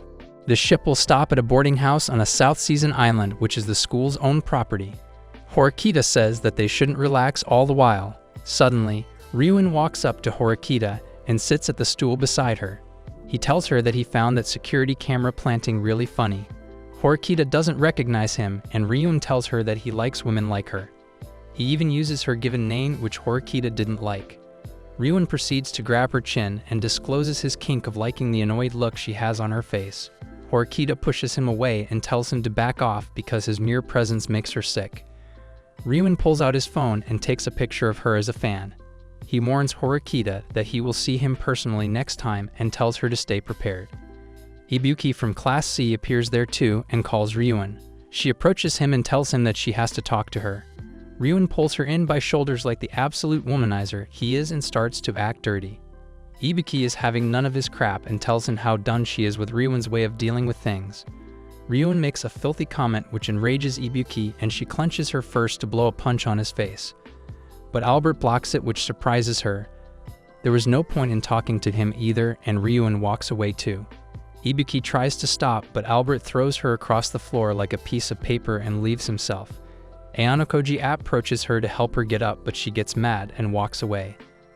Things with Class C aren't looking good. Sakayanaji receives some kind of report from Masumi while playing chess. The girl asks her what she should do next, and Sakayanaji tells her to investigate some students. She checkmates, and the scene is moved to Sakura standing near the boat railing and thinking hard about something. Ayanokoji comes up and scares living hell out of her. That makes the boy clueless, and Sakura asks him how long he's been there for, cause she doesn't want him to hear what she was saying. Thankfully, he heard nothing, and Ayanokoji asks her if something's wrong.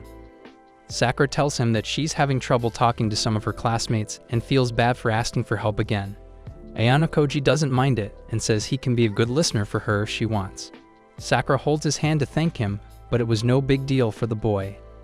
Kushida comes up to them too, and Sakura instantly pulls her hand out to go to her room.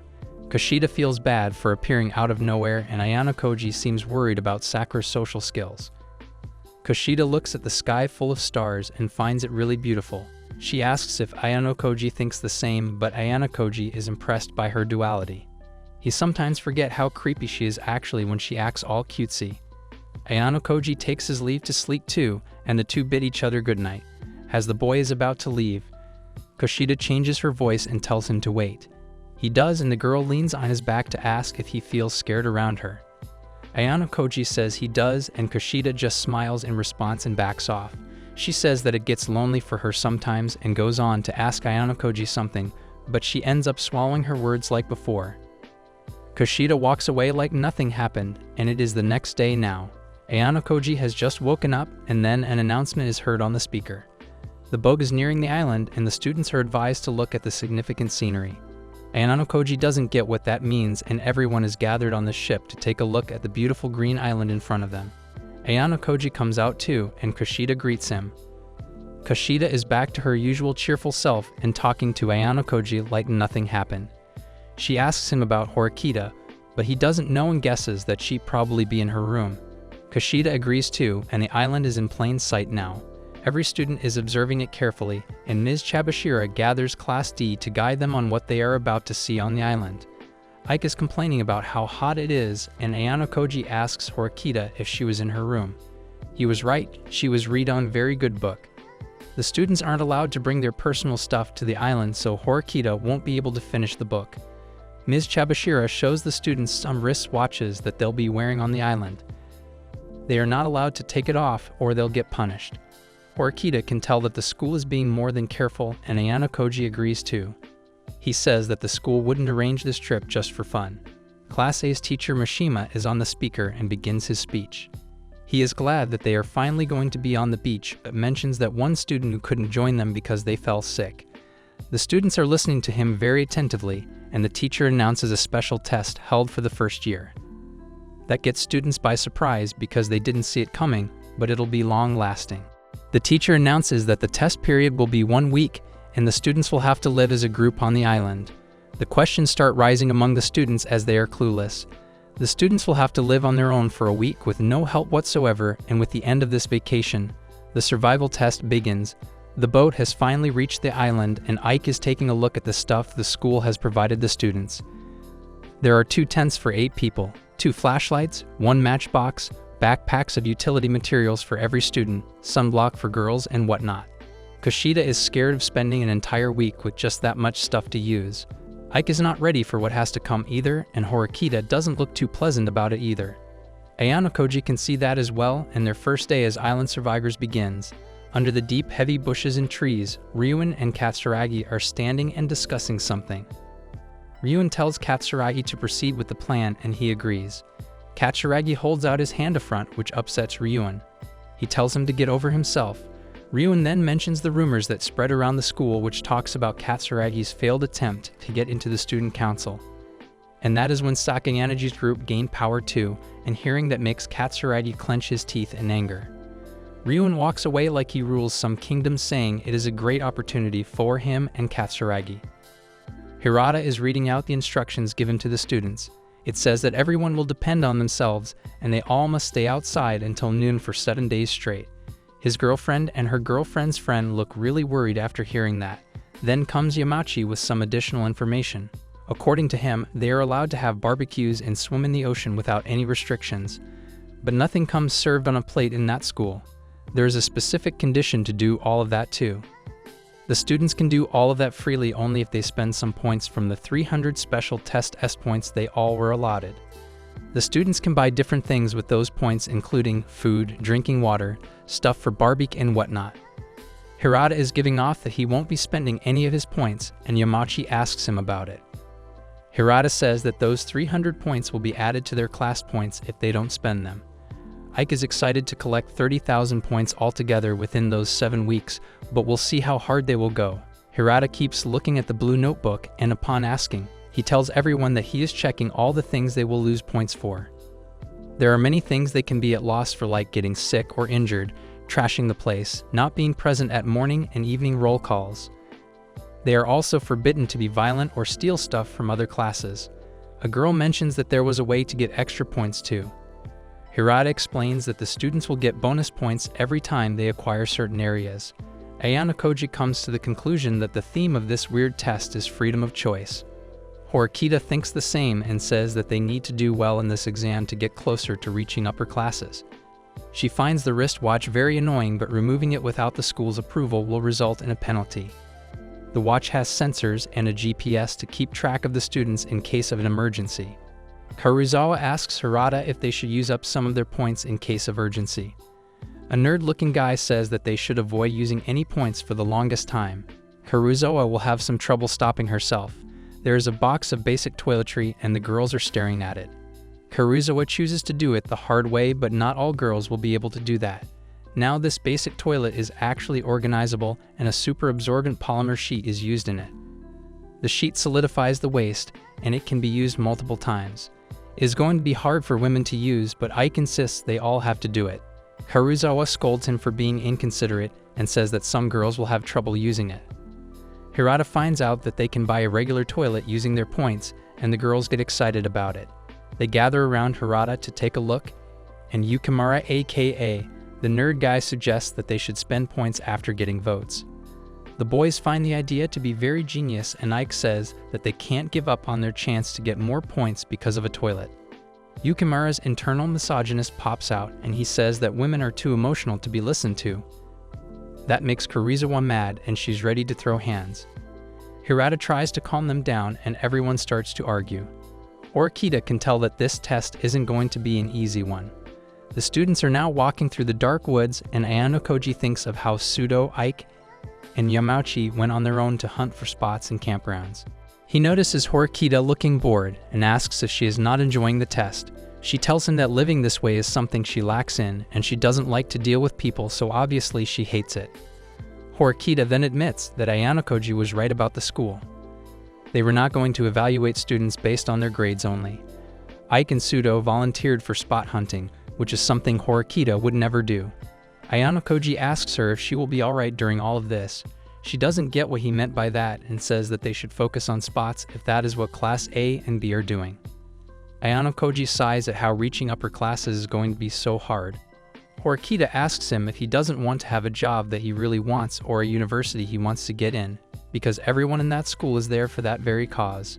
Ayano Koji doesn't respond to that question, and they all keep moving. Then they stop at a certain point and the whole class is sitting there to discuss something. Hirata finds Yukimura's way of thinking weird because a huge class of 20 and not even one of them is used to that basic toilet. Hirata is certain that it will cause issues for them, but Yukimura doesn't want to admit it. Hirata thinks that using the points efficiently will do, considering their situation. He says that the lack of important stuff is going to cause stress among the students, and using one toilet for 20 people is more than unhygienic. Hirata wants to make sure the girls have their peace of mind too, and it finally makes sense to Yukimura. He can't refuse such a clear-cut explanation anymore. It is by the time they should start looking for a base camp area, and they need to search carefully so that they can save some points. Hirata asks for the volunteers who will go with him, and Konji raises his hand from the tree. Kushida volunteers to go too, and after her, a lot of students start raising their hands. Ayano Koji volunteers too, and asks if Horikita will be going too. She refuses and mentions how odd it is for him to be going along. Ayano walks away saying how she's going to stand out of the class with that attitude. Sakura gets up too, and with that, 9 students come out to help. Hirata decides to make 3 groups of 3, and then we see Konji messing with the trees as if he's Tarzan. He is happy to be out in the wild, and his brain juices are overwhelmed. Ayano notices how athletic and extroverted Konji is. He can't understand him at all, and he is woken up from his thoughts when Sakura calls for him from the back. Walking in the forest is really hard, and it is hot, so it must suck for them. Ayano asks Sakura if she will be fine, and she says she will be. He tells her to pick up the speed after seeing Konji on the tree. Sakura sees him too and finds his skills really amazing. Ayano says it is not about his skills only but his confidence too. Ayano tells Konji to slow down a little, but to him, hopping from tree to tree is no problem. Ayano doesn't get what he's trying to say. Konji says that he can walk freely in forests like this one as long as it is daytime, and he's interested in what he is doing, so he keeps moving like a monkey. He is way too fast, and Ayano can't walk side by side with him. Sakura is doing her best too, and at one point both of them lose track of Konji. Ayano wonders how fast he has been flying for the past few hours, and in front of them is another path. They can see a cave in there too, and Sakura asks if that is a spot. It most likely is because Ayano remembered Ms. Chabashira talked about many spots there, and the students who secure a spot will be given bonus S points each time they do that. But on the bad side, they can't spend those bonus points during the test. Those points will be added to the students' class points after this test, and each spot can remain in the student's possession for 8 hours, and the possession is to be declared by the class leader only. That is because the key card to acquiring the spots will be given to the class leader only. On top of that, the class can't change their leader without any solid reason too. Ms. Chabashira tells the students that on their last day there, the class will be given 50 bonus points if they correctly identify the class leader of every class during the roll call, and that simply means the class that identifies all 3 leaders of Class A, B, and C will secure 150 bonus points as a whole. And the downside of that is, they will lose 50 S points if they guess any of the leaders wrong. The class has to do their best to hide their class leader and find out the leaders of other classes. Ayano realizes the importance of spots and the need for a good pace to hide the class's leader well. Sakura is about to leave the place the two were in, but Ayano grabs her by arm and pulls her to the side with his hand on her mouth. Suddenly, Katsuragi pops out of the cave with the key card in his hand. That means that Katsuragi is the leader of Class A, and after a little while, Yahiko walks out of the cave too. Yahiko is glad to have secured the spot so early, and Katsuragi tells him that he wanted the spot even before they landed on the island. They were meant to find it, and Katsuragi tells Yahiko to be mindful of what he says there. Anything that comes out of mouth will easily reveal who the leader of their class is, and anyone could be listening to them anytime. Katsuragi tells him to avoid even the slightest mistakes because at the end, he is the leader and is responsible to manage Yahiko. Yahiko apologizes to Katsuragi, and the Baldy doesn't stop talking there. He tells Yahiko that the boat did a lap around the island from afar before landing. He says that he got the hint from there and explains how he saw the cutout pathways through the forest from the deck of the boat. It was easy to figure out the easiest routes to the spots after noticing the pathways. Yahiko is amazed at the cleverness of Katsuragi and how he found out the school's scheme. He thinks that will shut Sakayanaji up, but Katsuragi silences him. Katsuragi then starts to walk towards some bushes as he notices a presence there. Upon moving the leaves aside, he found absolutely nothing. He starts walking back to his spot after checking the place out. Ayano and Sakura manage to stay quiet all that while, and the boy finally lets the girl breathe. She was already a burning mess, and when Ayano lets her go, she falls down.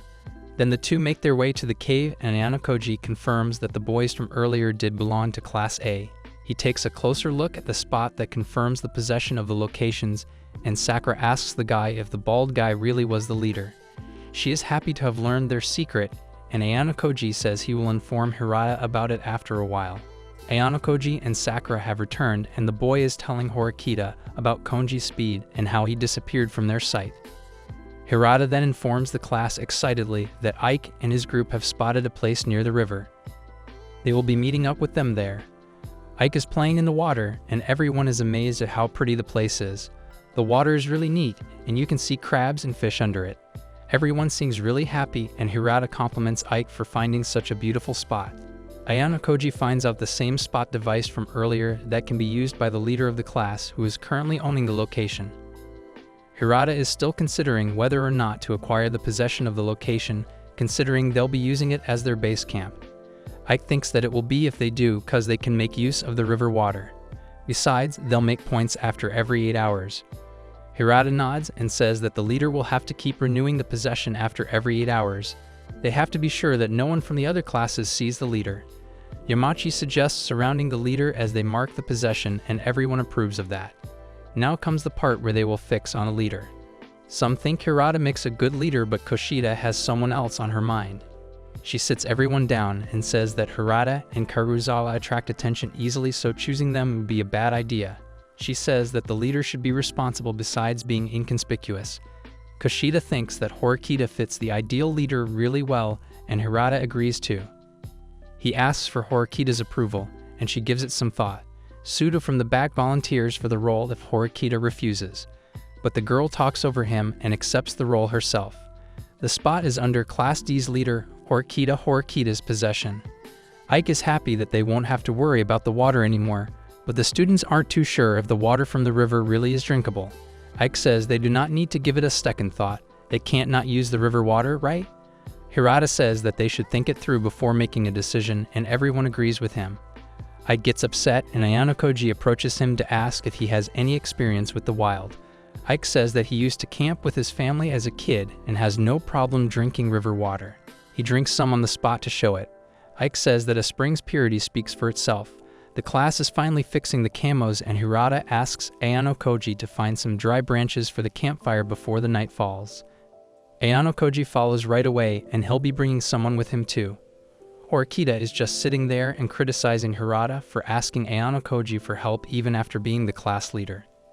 Ayano tells her to get up and help too, cause she's a leader too now. She walks away saying there's nothing for her to do except for the useful opinions she can give when an opponent or any danger appears. Ayano needs more hands to collect branches, so his eyes catch Yamachi and Sakura. They end up going with him, and Sakura gets straight to work. There, Yamachi tells Ayano that he wants to go for Sakura because he doesn't have a chance with Kushida. Ayano is tired of his crap, but he keeps on blabbering about how he can score Sakura if he acts king towards her. He is still thinking about such unimportant things when they should be working. The three are finally done collecting branches and are on their way back to her river. Yamachi offers to carry the branches for Sakura because she is fragile as a girl. Sakura says she's fine, and the three of them stop when they see someone sitting under the tree. It was Ibuki from Class C, and it looks like she is hurt. Yamachi hurriedly runs to her, but Ayano stops him from going any further. Yamachi then slowly walks up to the girl and asks if she's okay. She tells them to leave her be, but Sakura can see how bad her condition looks. Ayano recognizes the girl and asks if her classmates did something to her. She doesn't respond, and Yamachi offers her to join them at their base camp. Ibuki insists that she is their enemy as a C-classer. But they can't leave her like that either, so they want to help her get up at least. But the girl is walking just fine and tells them they're stupid for trusting the other classes, something her class would never do. Ibuki ends up going with the three, and she is sitting on a rock while Ike tries to build a fire. Ike's strategy works, and he and Mike's at work with just the branches. Suda says that campers like Ike are quite experienced at this stuff, and the dude says it's the most basic thing for the campers. Everyone finds Ike really cool for that, and by the time, Kushida and others are also back with loads of fruits. Kushida picks up some berries and wonders if they're edible. Ike recognized the berries right away, and those were bog bilberries. Ike thinks Kushida is so cool for finding those. Kushida then starts to ask him about other fruits too, and he knows about most of them. Hirata is relieved to know that someone knows about camping well. Everyone starts to compliment Ike, and he gets up to apologize to Karuzawa. She doesn't know what he's talking about. Ike tells her how weirded out he was about the toilet situation when he went camping for the first time with his parents. He finally realized how she must have felt about it as a girl. Ayano can point out Ike's problem-solving skills and cool tempo. He thinks that Ike is way better than him. Karuzawa apologizes to him too, and says that all of them need to contribute to the work or they'll end up losing their points completely. Hirata tells the class to have each other's back until the test ends. He also wants to save 120 or so points out of 300 when they're done with this test. Yukimura asks if he's really going to spend 180 points there. Hirata explains that if they need to buy food and water for every student every meal, the most reasonable thing to get would be getting the efficient quantity of food and drinkable water. The class will need food for 12 times in that period, and 1 meal per person costs 10 S points. After all the math, they will end up spending 120 points on the food alone. After adding a portable toilet and boys' tent, they will have to spend 150 points. Horikita thinks Hirata is being reasonable and mentions the total will be 120 points by the end of the last day. Ayano Koji asks her if she's told Hirata about it. She says she definitely hasn't, and Hirata is done explaining everything to the group too. Haruzawa asks for the change in Class A's points, and Yukimura tells her it was 94 points. They have made up a budget for bad times too. If they spend the remaining 30 points, they will end up with 120 points sharp by the end. Hirata continues and says that if they manage to get food and water daily, they can save 20 points. And if they don't spend money on water, they can save more than 50 points. The class is so ready to give it their best. Ayano Koji walks up to Ibuki and tells her to hang on a little more as the class is talking about her now. Ibuki tells him to stop doing that much for her as she's going to leave anyway. Kashida brings Ibuki some fruits to eat, and Ibuki finds that gesture really stupid. I mean, they are in a competition, it makes sense. Kushida is telling the girl to eat when Sudo's scream is heard. Another mishap just occurred and Konji left for the boat because he's sick. And because of him, the class will lose 30 points. In the meantime, Konji will reside in the boat till he recovers and won't participate in the test. Everyone is stressed out while Konji admires the moon from the boat. The appearance of the room is very foggy and the students are doing their tests on their tables. The teacher walks up to little Ayano Koji, who is also solving his math test peacefully. The teacher calls him and tells him to remember one thing: one who has the power but refuses to use it is one of the fools. Day 2 of the test begins, and the river is as beautiful as ever. Ayano Koji is looking at the fish when Ike, Sudo, and Kushida return with fish and fruits for food. Hirata is happy to see them, and Sudo is ready to do the remaining work. Hirata tells him and Ike to build a fire, and they get to work. Kushida's group is told to supervise the rationing, and whoever else has nothing to do will be helping Hirata's group to collect drinkable water. He gives the bottles to everyone and the work is set to go. Ayano Koji, as always, observes everything and thinks of how Hirata Yosuke is the class leader. Then he and Horikita start walking in the forest, while Ayano Koji holds a handmade map for directions. Horikita says that it is new for Ayano Koji to do something like this, and in response, he tells her that he has nothing else to do to pass time, so doing this is less boring. Horikita, on the other hand, has no problem with it except she has to waste her energy on wandering around without any fixed destination. Ayano Koji says that she understands her, but moving around is better than staying in one place, and Ryuin is after her too, so she is more safe this way too. Horikita gets it, and then we see a beautiful waterfall and a peaceful environment around there. This is the spot Class B secured, and they all look really organized and cheerful. The class also seems to be on good terms with each other, and Ichinase brings Ayano Koji and Horikita there too. Class B has no trouble with food because the forest is filled with fruits and they can easily catch fish there too. Drinkable water isn't an issue for them either because they have fresh water available there. Horikita is really impressed by Class B and says that she didn't think Class B would be this disciplined. Ichinase says it wasn't easy, but they made things work by working together. Horikita asks Ichinase if the relationship of Class B with Class C is that of cooperation. Ichinase tells her that she has always thought of them as friends, and then a boy approaches Ichinase. He asks the girl if there is anything he could do to help the class, so Ichinase tells him to help Chihiro and the rest. He understood the assignment and left. Ayano Koji finds him a little off, and Horikita also noticed that he didn't seem like one of the class members. Ichinase introduces him as Kaneda, who had a fight with his class, Class C, and was kicked out of the camp. Ichinase is in a hurry and needs to work, so she leaves.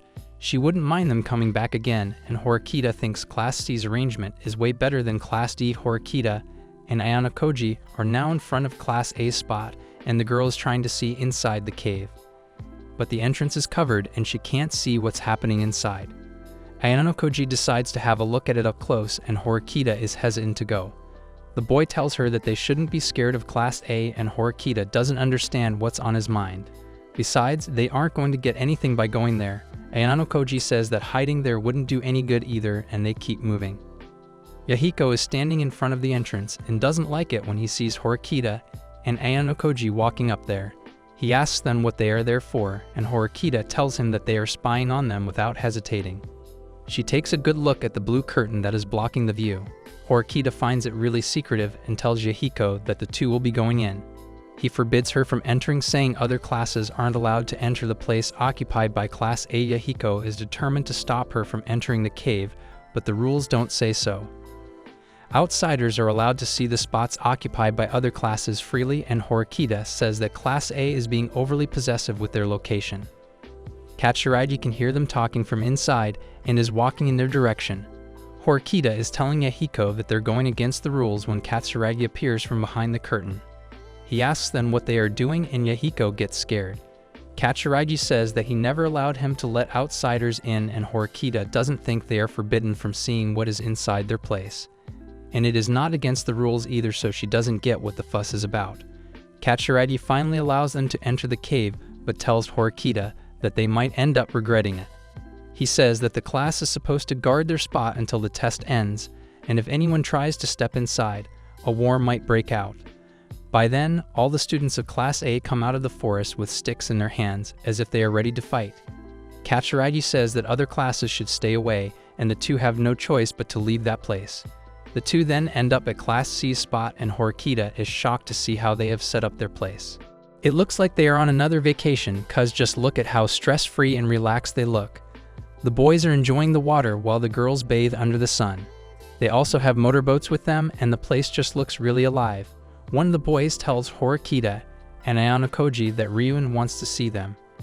Ryuen is chillin' like a villain too, and Horikita can't say otherwise too. The dude says it is their summer vacation, of course they are going to enjoy it to the fullest. His three puppets yassify too, but look scared. Horikita says that an unskilled leader like him will just impact the people he's leading. Ryuen then calls for Ishizaki and soaks him in the drink he was drinking because it was not cold enough. Ishizaki apologizes and brings a cold bottle of soda right away. Horikita sighs, and Ryuen says how hilarious he finds it that Class D will suffer all week just to get some points. Horikita says she was a fool for coming all the way there on her own, and Ryuen becomes more creepy. Ishizaki is serving him like a saint, and Ryuen tells Horikita that this is his way of doing things and he won't change it. Horikita leaves after telling him to continue because Ryuen doing things like this will only be good for other classes anyway. Before leaving though, Horikita asks him about Ibuki, and he says that he knows her. Horikita asks him if he knows what happened to her because her face was in a really bad condition. Ryuen tells her that rebellious servants like her should be punished severely, and a ruler like him doesn't need her either. Okay, King. Looking at all the food he is downing, Horikita can tell he has spent all his points on it. Ryuen has no shame in admitting that too, and says that he doesn't care what happens to Ibuki. He doesn't care about losing any points at all. Now the rules say that if a class ends up using all of their S points, no further deduction of class points will occur even if the student goes all nuts. Ayano recalls the same rule in his head too, and says to himself how Ryuen has already invalidated that effect. Horikita says that his way of thinking is too simple, and that he is literally just wasting the points all the classes are offered. Ryuen then throws away the skewer and tells Horikita to have some fun time with him, and says that he will have his men prepare a tent especially for the two of them. Horikita finds that creep really disgusting and tells Ayano to leave that stupid place. Ryuen from that back tells Horikita that he is up to have some fun with her anytime, and he can let her have a taste of heaven. He then grabs an apple and starts rubbing it weirdly. What a freaking creep. Horikita gets scared of him, and on their way back, she says to Ayano how ridiculous it is to benefit from Class C's idiocy. She says that they have to save up whatever they can to survive that entire week, but Ayano tells her Ryuen doesn't plan to stay that long on this island. He continues and says that he is going to back off just like Konji did. And withdrawing is really easy too, cause all they need to do is pretend to be sick or depressed. After that, they can get back on the ship and have a fun summer vacation. Horikita is finally understanding that Ryuen had given up on the test from the get-go. Ayano says that the test is about the freedom of choice in every way, but Ryuen is choosing the wrong freedom here. Ryuen is beyond everyone's comprehension, let alone Horikita. Ayano also finds the 0-point strategy pretty interesting. The day is almost over and the night finally falls. Day 3 of the test begins at midnight, and we see someone lurking among the camps of Class D. That person unzips the camp Ibuki is sleeping in and takes her bag out. When they open the bag, they see something shocking inside, and with that the night is finally over. It is another day, and Ayano and Hirata are up while everyone else in the camp is fast asleep. Ayano greets Hirata, and Hirata worries that the dude woke up because of him. But it wasn't him. It is hard for Ayano to fall asleep in such a harsh environment, and his back is stiff because of the ground too. Hirata laughs at that, and the two later freshen up outside. Ayano says that it must be hard for Hirata to keep the class united, but Hirata doesn't find it hectic. In fact, he likes doing all that stuff. He says that it is more than enough for him to make the class happy. Day 3 passes without trouble, and it is day 4 of the test now. The sky is really bright, and the air in Class D's spot is cheerful too. Sudo is playing with his friends while fishing, and Kushida is enjoying collecting the fruits too. Ayano and Sakura are walking together to search for something, and Sakura is panting out of exhaustion. Ayano asks her if she's alright, and she apologizes for being a burden during searches. He asks her if she isn't worried about the people talking behind her back because of it, and she says that she doesn't mind it. Sakura tells Ayano that she is happy that she came on this trip because before coming there, she didn't have any friends in the class, nor did she talk to anyone. Ayano listens to her and turns to look back, and the sunlight is making him look really good like that. Sakura shapes her hands into a camera and wishes she had a camera with her to capture Ayano like that. It is finally evening and the wind is blowing. Class B's Ichinose and her classmate, and standing on the beach with Ayano and Sakura. Ichinose is hoping to see at least someone at Class C's spot, but no one seems to be there.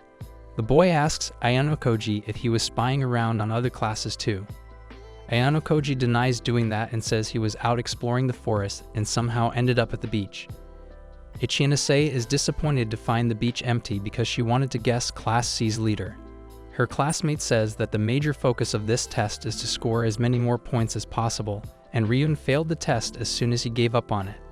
The boy picks up a bottle Ryun left behind and places it on the table. Ichinose says that it is best for them to use a simple plan of action. Ayano has something to ask Ichinose, and she is ready to hear the question too. Ayano asks her if she knows anything about Class A's Katsuragi. Ichinose thinks a little before answering and says that since Sakayanaji is not participating in the test, Katsuragi might have taken on the leadership role. The boy mentions that Katsuragi is a clever guy, so it is hard for a fight to occur in Class A even in Sakayanaji's absence. Ichinose adds to the information by saying that Sakayanaji's people who are in the game must not find it fun. That is because Katsuragi's and Sakayanaji's people are polar opposites. Ayano asks what she means by that, and she explains that one of them is progressive while the other prefers to go with the traditions. Ichinose says that since they're completely different, they are always beefing over stuff. Ayano probably recognizes Sakayanaji, and it is finally nighttime. Class D is happy that they successfully passed another day without any problem. The group is sitting around the bonfire, and Ike mentions that he saw Class C students moving back to the ship. He asks Hirata if he knows anything related to them, but he doesn't. Karuizawa thinks that they most likely got bored of the island and decided to crash in the ship. Yamachi wonders if the whole class is even allowed to do that, and Karuizawa has no idea either. Ibuki is sitting in her usual spot, and Kushida approaches her to ask what she will do since her class has left. Ibuki expresses how much she loathes her fellows and says she will stay there with Class D. Sudo comes over too, and says that he finds it all a little suspicious. Kushida wants him to be mindful of what he says, but Sudo doesn't care and asks Ibuki if she knows anything about the Class C incident. She walks away saying she doesn't know anything about it. Sudo tries to pull her back, but she gets mad and screams at him. Sudo tells her that she has to help them in return for helping her out. Ibuki insists that she never asked for their help and that they just decided to help her themselves. Ibuki starts calling the class stupid for spending their points, and Sudo grabs her from the collar in anger. Hirata comes over to stop them from fighting and says the friends shouldn't be acting like that. Ibuki walks away saying they are trusting her too much. Kushida asks Ibuki if she's fine, and she just glares at her. Ayano is watching all of it happen too, and that sums up the night. The next morning, the girls are marching outside the boys' camp and telling them to wake up. When they do, one of the girls tells them that they all have bad news. The boys come out of their camp and ask what's going on. The girl first says that the matter doesn't concern Harada, but they need to talk to him about it. She tells him that Karuzawa's underwear went missing that morning and the girl is crying in her camp while Koshida and the other girls are comforting her. Ike gets defensive and asks the girls why they are suspecting the boys. The girl tells him to shut up because it is easy to say that one of the boys stole her underwear. Pseudo insists that it could be Ibuki, but why would a girl steal another girl's underwear? Iker asks the girl how she's so confident about that. The girl finally comes to the point and says they can't stay in the same place as an underwear-stealing thief.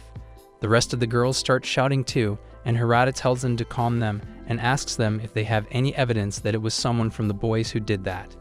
The girl comes forward and says they are here because they want Harada to find the thief and demands that the bags of boys be checked. Harada agrees, and for privacy concerns, Harada wants the girls to allow the boys to carry the search.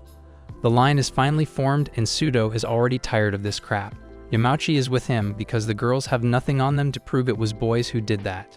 Ike is looking through his bag and his eyes are open wide in shock. The others start to suspect that he is the culprit, and Ike being defensive makes it worse. Yamauchi wants to see what's inside Ike's bag, but Ike doesn't want him to, and they get into this weird argument. The underwear suddenly appears in Yamauchi's hand, and Ike starts to prove his innocence. Yamauchi wouldn't believe him, but Ike keeps insisting that he doesn't get how that thing got in his bag.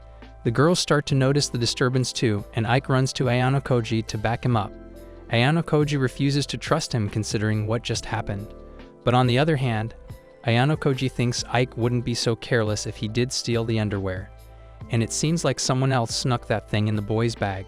Pseudo tells them to hurry up, and Ike is scared shitless. Yamauchi gives him the underwear back and Ike is sweating his balls off.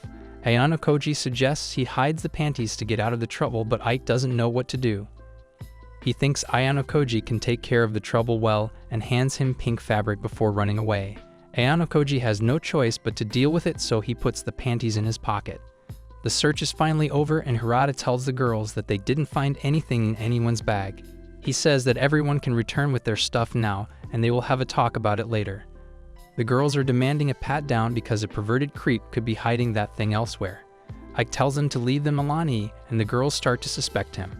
He can hear them calling him disgusting, and he says they can search up their clothes if they don't want to believe him. So that's what is happening now. Ayano Koji is pretty scared though, but Harada is looking through the boys' clothes now. Ayano Koji is stuck in the worst possible situation and is trying to figure a way out. He thinks that if he tells everyone the truth, things won't get worse. It is his turn now and Harada is doing his search and pats his pocket. Just when Ayano Koji thinks it is over for him, Harada gets up and tells the girls that it wasn't any of the boys' doing. The girls trust Harada, so they believe him and go back. Another day is almost gone and Ayano Koji asks Harada to spare him a minute after he's done talking to the girls. Ayano Koji asks Harada why he didn't tell everyone, and Harada figures that it was the underwear that he felt in Ayano Koji's pocket. So he asks him if he really stole it. Ayano Koji denies and Harada says he knew it because he is not the type of person to do anything like that. Harada then asks for underwear and says that Karuzawa would be less mad if she finds out that he stole her underwear because he's her boyfriend. He tells Ayano Koji that he saved him because he trusts him and asks him to help him in finding the real culprit. Ayano Koji agrees and Harada thanks him. He then asks Ayano Koji to tell him about the culprit first if he ends up finding him. The bushes at a distance start moving and it feels like someone is there. Harada is asking Ayano Koji to avoid telling anyone about it even if it is considered burying the truth. Harada seems worried and doesn't want things to take a bad turn over this, and that's why he needs Ayano Koji's help. Shinohara is demanding separate boys and girls camping areas and wants the boys to move their tents away so they can't enter the girls' area. The boys do not agree and insist that girls should move their tents if they want, and that they wouldn't even budge from their place. Haruzawa shuts Yamauchi off, who doesn't want to help, by telling him the girls don't need his help. Haruzawa believes in Harada and wants him to help them. Harada agrees to help the girls out but tells Karuzawa that it might take him some time. Then Horikita comes out of her camp and marks no objection to girls' demand, but she doesn't like how Karuzawa is allowing Harada to enter both boys' and girls' territories. Horikita says she can't trust Harada entering the girls' camps, and Karuzawa defends her boyfriend, saying he's not a creep. Horikita says he is still a boy and can't be trusted alone. So they should add another boy, and it'll be helpful for Hirata in a way, and it'll be easy to keep an eye on both boys and girls. Karuzawa says that girls don't trust any other boy besides Hirata, but Horikita already has someone in mind, and it is no one other than Ayanokoji, of course. Ayanokoji and Hirata are setting up the camps, and Ayanokoji is disappointed to get chosen for this responsibility. Hirata tells him that it's Horikita's way to compliment him, and Karuzawa didn't mind her decision either. And Ayanokoji says that he remembers when Hirata's girlfriend called him invisible and inoffensive. Hirata just laughs at that, and a girl from their class calls him over for help. Hirata was about to tell her he's not free, but Ayanokoji tells him that he's got the camp and he can go. Hirata thanks him, and Ayanokoji is done setting up the camp too. Ibuki approaches Ayanokoji and asks if he has time to talk. She easily noticed how Class D was facing some issues, and Ayanokoji can't deny something so obvious. Ibuki then talks about the underwear theft that occurred not long ago and condemns such a crime. She asks Ayanokoji if he knows the culprit. She thinks that he suspects her like Pseudo because she's not a part of their class. Ayanokoji agrees and looks around to see Pseudo glaring at Ibuki. He tells the girl about it too, and she understands because she herself wouldn't have trusted an outsider in that situation too. She looks a little down, and Ayanokoji assures her that she has his trust. That was unexpected, and she thanks him for that. He says that he was just being honest, which makes Ibuki blush. Ayanokoji returns to the same position they found Ibuki under and starts digging the place. It looks like he found something, and then we see him sitting in front of the fire in the evening. There's no one around, and Ayanokoji will be alone until it's dinner time. But Horikita appears, and she feels bad for Ayanokoji, who's working hard. He blames Horikita for the labor and says this wouldn't have happened if she had stayed quiet. Horikita says that she didn't have any choice because she doesn't trust Hirata. Ayanokoji tells her to stop having suspicions that everyone is evil behind the scenes. Horikita doesn't think he's wrong either because she herself isn't a bad person. Regardless, she believes everyone behaves differently from their thoughts, and Ayanokoji is an example of that. It is also Horikita's belief that moral excellence and false virtue can coexist in one person. That's why she doesn't trust Hirata. The fire is growing bigger, and Ayanokoji tells Horikita to stop hiding already. She asks him what he's talking about, and Ayanokoji tells her that he knows she has been sick since the beginning of the test. Horikita denies, and Ayanokoji refuses to believe her. He gets up and moves closer to Horikita. He stares at her for some time, and before Horikita's hand could do anything, Ayanokoji holds it. She tells him to let her go, and he asks her not to move. He gets closer to Horikita's face, and she closes her eyes because she miscalculated his intentions. All he wanted to do was check her temperature, and he could tell she was burning because of fever. Horikita sighs, and Ayanokoji reminds her of the time when they met up on the ship's deck. He recalls the question he'd asked her about what she's been up to all that time, and Horikita still holds on to her answer. Ayanokoji doesn't believe that she was reading. He knows she was resting because of the sickness. Horikita couldn't say anything to that, and Ayanokoji asks her if she plans to keep it a secret. She says she has gone with it for 5 days, and if she gives up now, all her patience would go to waste, and the boy just looks at her blankly. It is now the 6th day of the test, and the clouds seem to cover up the sky. The weather doesn't appear promising, and the water is crashing in the rock really hard. Ayanokoji, Horikita, and Ike are standing there too, and the weather looks worse than Ike expected it to be. Ayanokoji wanted to be in the sun, but it is hiding under the clouds now. Horikita notices the direction the storm clouds are coming from, and says the weather will get even worse sooner than expected. Ayanokoji responds dryly, and Ike says that they should be collecting food before it starts to rain. He is so ready to get through the storm and gets his legs moving first. Ayanokoji can tell Ike has grown mature, and Horikita wants him to become like that. Ayanokoji wants her to do the same and reminds her that everyone in the class wants to acquire enough ration for the day. Horikita has never slacked, so she tells him to not worry about her. Ayanokoji sighs before walking, and Yamachi and Kushida are on a hunt for fruits too. Kushida seems to be deep in thought, and Yamachi asks her what it was. Kushida is thinking about the quarrel that just happened between Ayanokoji and Horikita because she always believed the two were close. Yamachi thinks the same, and Ibuki seems to be helping them too with the fruits. Ike and Ayanokoji get ready to catch some fish.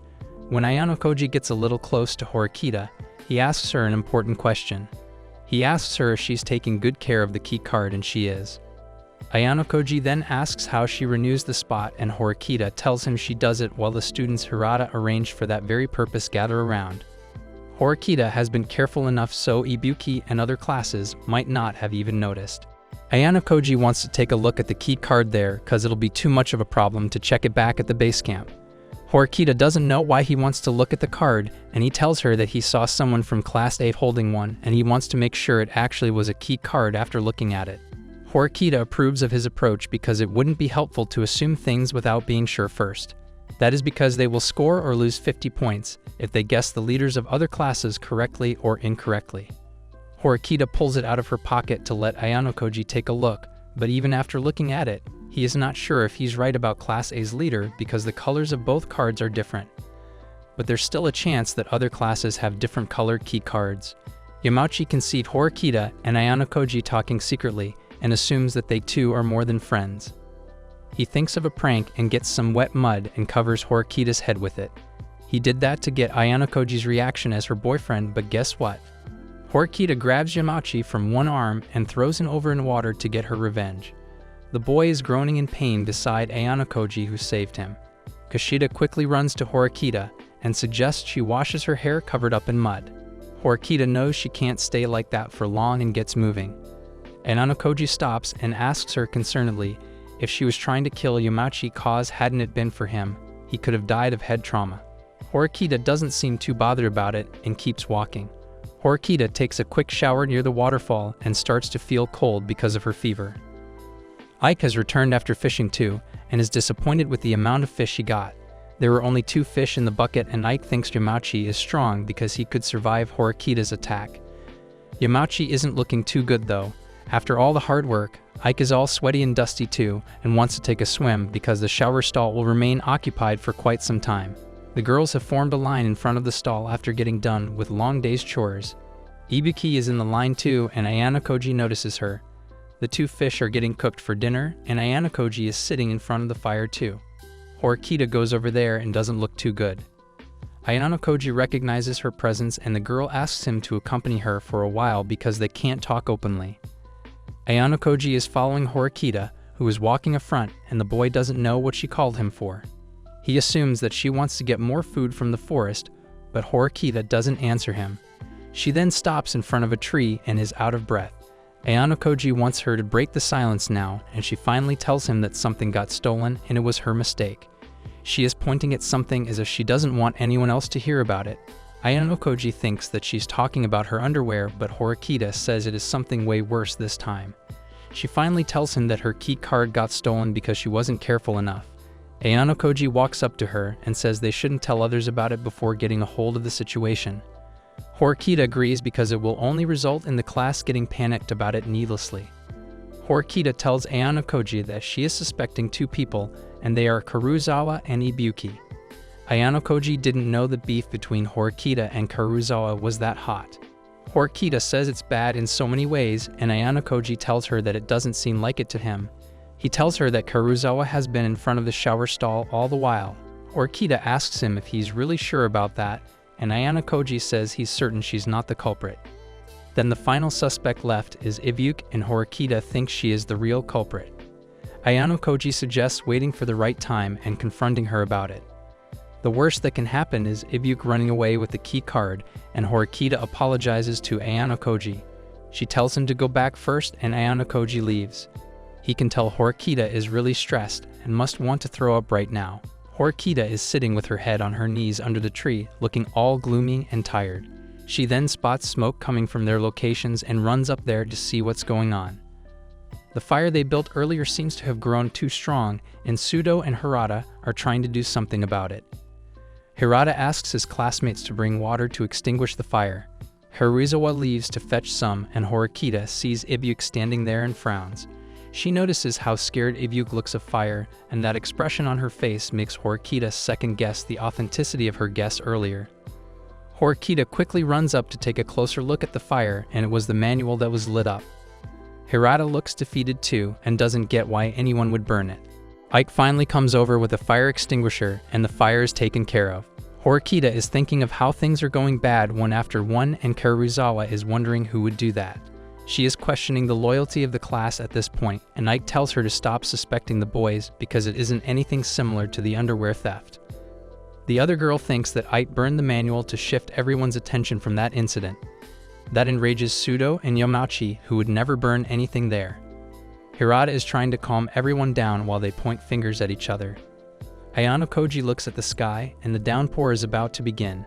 Satsuki is very disappointed in her class and can't believe she's with some perverts and arsonists. It is raining, and Kushida runs up to the group to ask for Ibuki. Seems like she has been looking for her for a while now, and Satsuki says she saw her just there some time ago, and her absence rings a bell for everyone. They now believe that Ibuki fled after burning the manual, and Sudo is so ready to blow some punches on the spies. It's raining heavily, and the class has grouped up to discuss the matter. Ike wants Hirata to guide them, and the class leader is having a mental breakdown out of stress. He's mumbling to himself about how he hasn't done anything wrong, and his eyes look very odd. Ayano Koji nudges Hirata to wake him up and tells him that Ike is talking to him. Hirata finally notices the rain, and Ayano Koji tells him to help the class out with the clothes. Hirata is finally back to his real self, and he is leading the class like before. He tells the girls to take care of the clothes that were left out to dry, and the boys to cover the firewood to prevent it from getting wet. Everyone gets to work, and then a flashback of Ayano Koji in a completely white room comes up. He is wearing white clothes too and gets locked up in there. The place looks like an asylum, and with that, the flashback ends. Horikita is running after Ibuki too and wants to catch up to her as soon as possible. As Horikita approaches the tree Ibuki was seen under, she stops. Then she spots Ibuki standing there and walks up to her. Ibuki could tell Horikita was there, and Horikita tells her about the underwear theft and the fire. Ibuki responds like she has nothing to do with any of that, and Horikita knows Ibuki acknowledges how half of the class is suspecting her to be the culprit. Ibuki demands proof, but Horikita doesn't have any evidence to back up the underwear theft suspicion. Nonetheless, Horikita does think that Ibuki was behind that, and Ibuki gets offended by that. Horikita wants to settle that thing right away and tells her to return the thing she has stolen from her. Ibuki acts clueless, and suddenly, Horikita starts to feel very sick. Her body is stuck between hot and cold, and she doesn't feel alright, but she still collects herself to warn Ibuki to return her stuff to her. Ibuki lays her bag in front and backs off, telling Horikita to do whatever she wants. As Horikita tries to check the bag, Ibuki kicks her, which Horikita successfully avoids. Ibuki is impressed by her instinct, and Horikita tells her that she'll get disqualified for using violence. Ibuki doesn't care cause no one would know about it. Furthermore, she thinks Horikita followed her all the way there to fight. Ibuki brings on her kicks, but Horikita moves too quickly to get hit. Horikita is breathing heavily because her health is bad at the moment, but she can't just do nothing there. If she beats Ibuki there, Horikita will have no face to show. Horikita has to make sure everything goes well without the need of fighting, which is pretty unfair. Horikita finally speaks up and confronts Ibuki for stealing her K card. Ibuki answers with multiple kicks, which end up making Horikita fall down on the ground. The rain is never ending, which makes this encounter even more intense. Ibuki finally admits she did steal the card, and she flashes it in front of her too. Horikita gathers some strength to get up, and Ibuki says that Horikita has no evidence that she hurt her. Horikita tells her that she could prove Ibuki's crime to the school if she had her card. Ibuki then gets ready for the next attack, but Horikita manages to shake her balance and punches her in the ribs. That makes Ibuki fall down in pain, and she says that she knows about Horikita's involvement in the arson now. She says that she dealt with Horikita in a twisted way to verify her suspicion. Horikita then remembers something before Ibuki lands her final kick, and she falls down. Horikita is almost losing consciousness, and Ibuki takes her leave, saying she has a lot of stuff to do. When Horikita faints, someone appears in the back, and Ibuki shows them the card, saying she's got it for them. Ibuki is holding Horikita's key card in her hand and standing there looking at her. Once she makes sure that Horikita is unconscious, she runs towards that infamous tree and starts digging that spot. She is confused to find nothing there, and even the sound of a raindrop alerts her. Ibuki then pulls out her wireless and calls someone to report the successful confiscation of Class D's key card. On the other side of the wireless is Class A's Katsuragi, and everything is going great for Class A so far in that cave. The bald guy tells Ibuki that he will meet up with Katsuragi has been calculating Class A's points, and after marking everything clear, Class A is left with 544 points, which makes them 350 ahead of Class B. Class D is far too behind Class A's points, and Katsuragi closes the manual book in a very scary manner. The rain has finally calmed down, and Horikita wakes up too. Ayano is sitting behind her, and he makes her acknowledge his presence there. Horikita doesn't know where she is and is surprised to see Ayano there as well. She asks him why he was there, and he tells her that he brought her there after he saw her lying unconscious. Horikita tells Ayano that she tried to chase Ibuki to get her key card back, but failed badly. Ayano tells her to drop out because her condition seems to worsen. He assures that he will take care of the key card and Ibuki himself because Horikita doesn't seem to be doing well at all. But she refuses to withdraw from the game because she doesn't want her class to lose more points because of her, and her goal is on the stake too.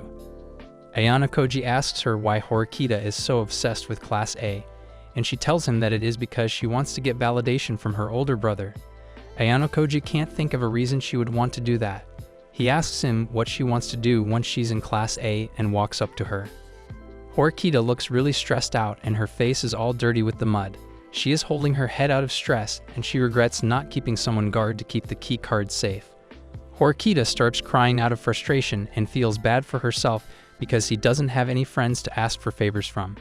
Ayano sits down behind her and places his hands on her neck to check her impulse. Horikita is out of her prefers to stay alone phase, and she is desperate to make everything right even if she has to do it alone. Ayano tells her that's not possible because she's not strong enough. Horikita assumes he's telling to give up, but that's not the case. He doesn't want her to give up yet and tells her to use the help of one more person if she can't do it alone. He promises to help her too, and Horikita says Ayano is not the type of the person to say sentimental things before fainting. It starts to rain again and the weather doesn't look good. Ms. Chabashira is sitting in her camp when Ayano goes to her carrying Horikita in his arms. The teacher asks what's wrong with her and the boy tells her about her fever. Ayano tells the teacher that Horikita needs to rest. Ms. Chabashira asks him if he's okay with her dropping out. Ayano has no problem with it, and it is night now. The sky clears out and the girls are talking about Horikita's dropout and Ibuki's disappearance. They don't know about the key card and suspect Ibuki to be the person behind the arson. Satsuki wonders what good Ibuki would get out of doing something like that, and asks the others if they think she's leading Class C. No one has a clue about anything, and they think Class C is the one to blame. Ayano discloses the trouble with the key card to Hirata, and he seems really tense about the penalties. Ayano points at Ibuki's involvement in all of these events, and says that she probably stole the panties too. Hirata is trying to make sense of things, but comes to a conclusion that thinking only won't do anything. He is also worried sick about the last day of the test when the leader of Class D is to be named. Ayano explains that the class is bound to lose 110 its points because of the 2 dropouts and the guest leader alone. They won't be getting any bonus points because one of the classes must know about their leader now. Class D will be left with 50 points instead of 120, and Hirata is scared to face everyone after the result is announced. It will be a huge mess, and Hirata thinks that this is it for Class D. The feeling of doom is upon him, and he came here with the goal of uniting the class because he found this test to be a great way to bond with the classmates. Ayano then tells Hirata that he has a favor to ask from him. It is the final day of the test, and the homeroom teacher of Class A announces that the naming of class leader will begin before the test ends. Katsuragi smirks after looking at the sheet his teacher gave him. The students are wrapping up because it is the final day of the test, and the homeroom teacher of Class B is collecting the names of the leaders from her class. They are allowed to not name anyone if they're not sure about it. Ichinase and Kanzaki decide it's better to go with the latter because they don't want to lose 50 points like that. And they have 200 extra points anyways, so Ichinase hands the list back to the teacher. Ayano is folding stuff too, and Sakura comes up to him and asks what he thinks their final score is going to be. She's also worried about the matter with Ibuki too, and Hirata doesn't look okay either. All the classes are finally gathered at the beach and the special test is declared over officially. Then Ryuen pops out of nowhere and diverts everyone's attention to himself. Katsuragi goes out of his way to thank Ryuen for disappearing because they scored 500 extra points because of him. Ryuen tells him that the fun part is yet to be seen, and Katsuragi tells him to explain. Then we're brought back to the first day of the test when Ryuin and Katsuragi were discussing how they're going to proceed with the test. Ryuin revealed his identity to Katsuragi and came up with the plan of hiding in a cave behind a curtain. Ryuin didn't have any intention to participate in this challenging test from the beginning. Ryuin tells everyone how he made a deal of transferring goods worth 200 S points to Class A with Katsuragi. Now the contents of this contract included that Class C will first purchase stuff for 200 S points, and everything will be transferred to Class A. The rest will be left to Class A from there, and Class C will then work on finding the leaders of both Class B and D, and all the information will be sent to Class A. Katsuragi couldn't trust Ryuin just like that, so he wanted him to show the key card to confirm his identity as the leader of Class C to Katsuragi. Once the contract was made, Ryuin beat Ibuki and Kaneda to send them as spies in Class D and B respectively. Then on day 2 of the test, Class C enjoyed the luxuries of the beach and ate good meals after spending all of the remaining 100 points on everything. After losing all points, Class C dropped out from the test except for Ibuki, Kaneda, and Ryuin. Ryuin decided to hide inside the forest for the time being. While he was there, one of the members of Class A approached Ryuin to reveal Katsuragi's identity out of hatred. That dude belonged to Sakiganagi's group, and one of the group members even went as far as to misuse their own spots so that Class A would lose points. Then on the day 6 of the special test, Ibuki's digital camera broke, so she wasn't able to send the keycard's picture to Ryuin and Katsuragi. Because of that, both of them had to meet Ibuki personally after she was done knocking Horikita out. Katsuragi took a good look at the card and approved of it. Ryuin then offered to tell Katsuragi the name of the leader of Class B. He couldn't access the key card of Class B because the security was tight, and he didn't have any picture of the card either, but still wanted to trade the leader's name. Katsuragi found that risky and told him he didn't need that class's information. Before leaving, Katsuragi told Ryuin to shower because he stinks. Lastly, on the final day of the test, Class C's teacher went into the forest to look for Ryuin, and he found his hiding spot by following the map on his phone. Ryuin comes out of hiding and asks the teacher if the test is over. The teacher tells him that Kaneda and Ibuki have dropped out and gives him the sheet to fill. Ryuin smirks and fills it up with everything he knows.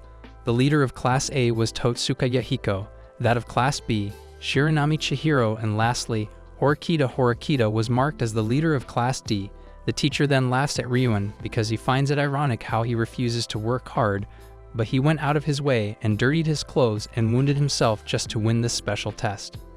Ryuin finally knows the leaders of every class and starts calculating the number of points each class will lose.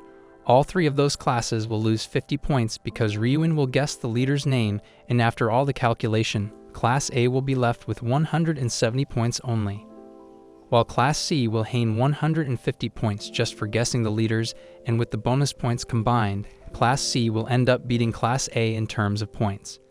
After cheating on literally everything, Ryuin thinks that he will win. The results are finally being announced and the teacher declares the loser team first. Class C loses the test with a total of 0 points, which makes Ryuin's eyes bulge out in shock.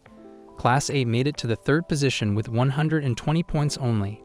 Class B remained 2nd with 140 points, and the winner of the test ended up being Class D with 225 points.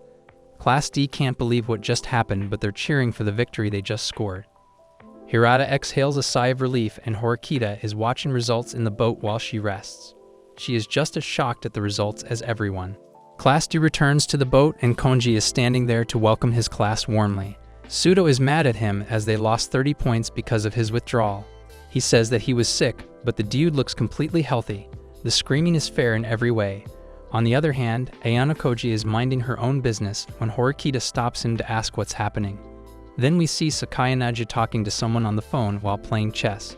She says that she saw Class A's downfall coming, and she's excited to see Katsuragi's clan come crashing down too. Hashimoto is on the other side, and he tells her that if they stay united for the next term, Class A will be unshakable. The boy hangs up when he sees a crowd surrounding Katsuragi. Every student of Class A is screaming at Katsuragi for losing the game, and Hashimoto makes his appearance too. He calls Katsuragi pathetic, and Yahiko starts screaming at him for betraying the class. Katsuragi stops Yahiko and asks Hashimoto if he was in contact with Ryuin. The dude revealed the name of Class A's leader to Ryuin and has no shame in it. Ichinose is looking at her points when Kanzaki sits with her.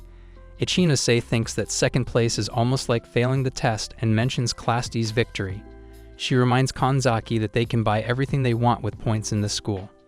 Ichinose is telling Kanzaki to buy the right to choose his class, even if it is costly. Albert is shaving Ryuin's overgrown beard, and Ibuki looks really defeated too.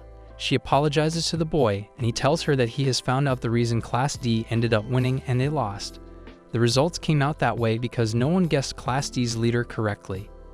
Ayano Koji is telling the same thing to Horikita, and she is just as ridiculed. He then shows her a key card which happens to have his name on it. She asks him how that happened, and Ayano Koji tells her that he changed class's leader right before the test ended. The classes were given permission to change their leader if they have a good reason for it. Ayano Koji thought that the leader's declining health was a good excuse to change their role and decided to do it. And like that, Class C and A ended up guessing wrong. Horikita wants to make sure that it was him behind all of this, and he confirms it. He tells Horikita that he found out Ibuki's identity as a spy because he found a digital camera in her bag. He destroyed it, which meant that Ibuki would steal the key card as a whole, and Ayano Koji waited till Horikita's condition worsened. Then we see the flashback of day 6 of the test, when Ayano Koji offered to trade Sakura's number with Yamachi in return for a favor. Ayano Koji tells Horikita that he intentionally made her show her key card so Ibuki can take a look. He was also the person who told Yamachi to put mud on Horikita's head. That resulted in Horikita taking a shower, making it easy for Ibuki to steal the card and to make Horikita's health worse. Ayano Koji then burned the manual too, so Ibuki has a chance to escape. And after that, Ryuin and Katsuragi's plan proceeded and everything went in Class D's favor. Horikita is pretty much at a loss for words, but Ayano Koji's smart test doesn't stop there. He tells her how he wanted to score points by occupying spots at first, but he saw Katsuragi holding the key card. Horikita thought Katsuragi was the leader of Class A, but he just happened to be clever.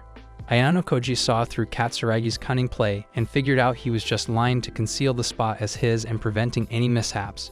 Yahiko was standing with Katsuragi when Ayano Koji saw him, so he figured out Yahiko would be the leader. Ayano Koji also knew about Ryuin's presence on the island because he had seen the radio when they met him the other day. The digging he did under the tree was to retrieve the radio Ibuki was using, and it was similar to Ryuin's. The radio connected all the dots for him, and Ayano Koji used Horikita when he changed his mind about his initial plan. Ayano Koji didn't bother to do anything to Class B because ruining relationships with them would only make things bad for Class D. Besides, there was already a spy in Class B, so Class B was bound to lose several points anyway. Horikita tells Ayano Koji how he is a deceiver and finds his lack in interest in Class A ironic. She asks him why he helped her, and before she could finish her questions, a bunch of people from Class D come rushing over to her and start showering her with compliments for saving Class D so intelligently. Horikita doesn't know what's going on, and Ayano Koji walks away from there. Kushida walks up to him when he's alone and says how she hates seeing Horikita getting all the attention. She clearly sees Horikita above herself and says that she has no hidden side. Ayano Koji says that most people are like that, including him. Kushida then asks Ayano Koji who he would choose between her and Horikita. She thinks he would definitely choose Horikita, but Ayano Koji doesn't give her a solid answer. Kushida calls him mean cutely, and then he receives a text from Ms. Chabashira. She's asking him to meet her in the theater. Ayano Koji is there with her, and she expresses how impressed she is with him. He asks her if she's satisfied with the result and goes on to ask about the man who asked her to get Ayano Koji expelled. He wants to know if that was really true and refuses to do anything for her in her future if she doesn't prove herself. The teacher says that she knows everything about him, and that should be enough evidence. Ms. Chabashira starts to talk about the story of the wings of Icarus. She tells him how Icarus chose to fly to find freedom only because his father showed him to make wings and fly. And that story is pretty similar to Ayano Koji, according to her. She tells the boy that it was her father who asked for his expulsion. He also said that Ayano Koji will decide on his expulsion one day. Ms. Chabashira tells him to not burn his wings in the sun and drown in the water instead. Ayano Koji says that's never happening, and the teacher wants to know his plans next. He says that she knows well, and Icarus didn't listen to his father either. Ibuki is reading the contract that was sealed between Class A and C. Ibuki is shocked to learn that Ryun will be getting hundreds of thousands of points every month till he graduates. The contract says that every student from Class A will send 20,000 private points to Ryun every month, and it will last until the day of graduation. Ryun tells her that he wanted this contract since day one and winning the test wasn't his priority. He still didn't like how Class D got in his way though. Ayano Koji is walking out of the theater and Horikita meets him there. She thinks he is using her as a shield because Hirata told her that he had credited Horikita for everything. Ayano Koji says it is not like that and he is doing everything because Horikita can't reach Class A on her own. He can see that she's changing and Horikita blames him for that.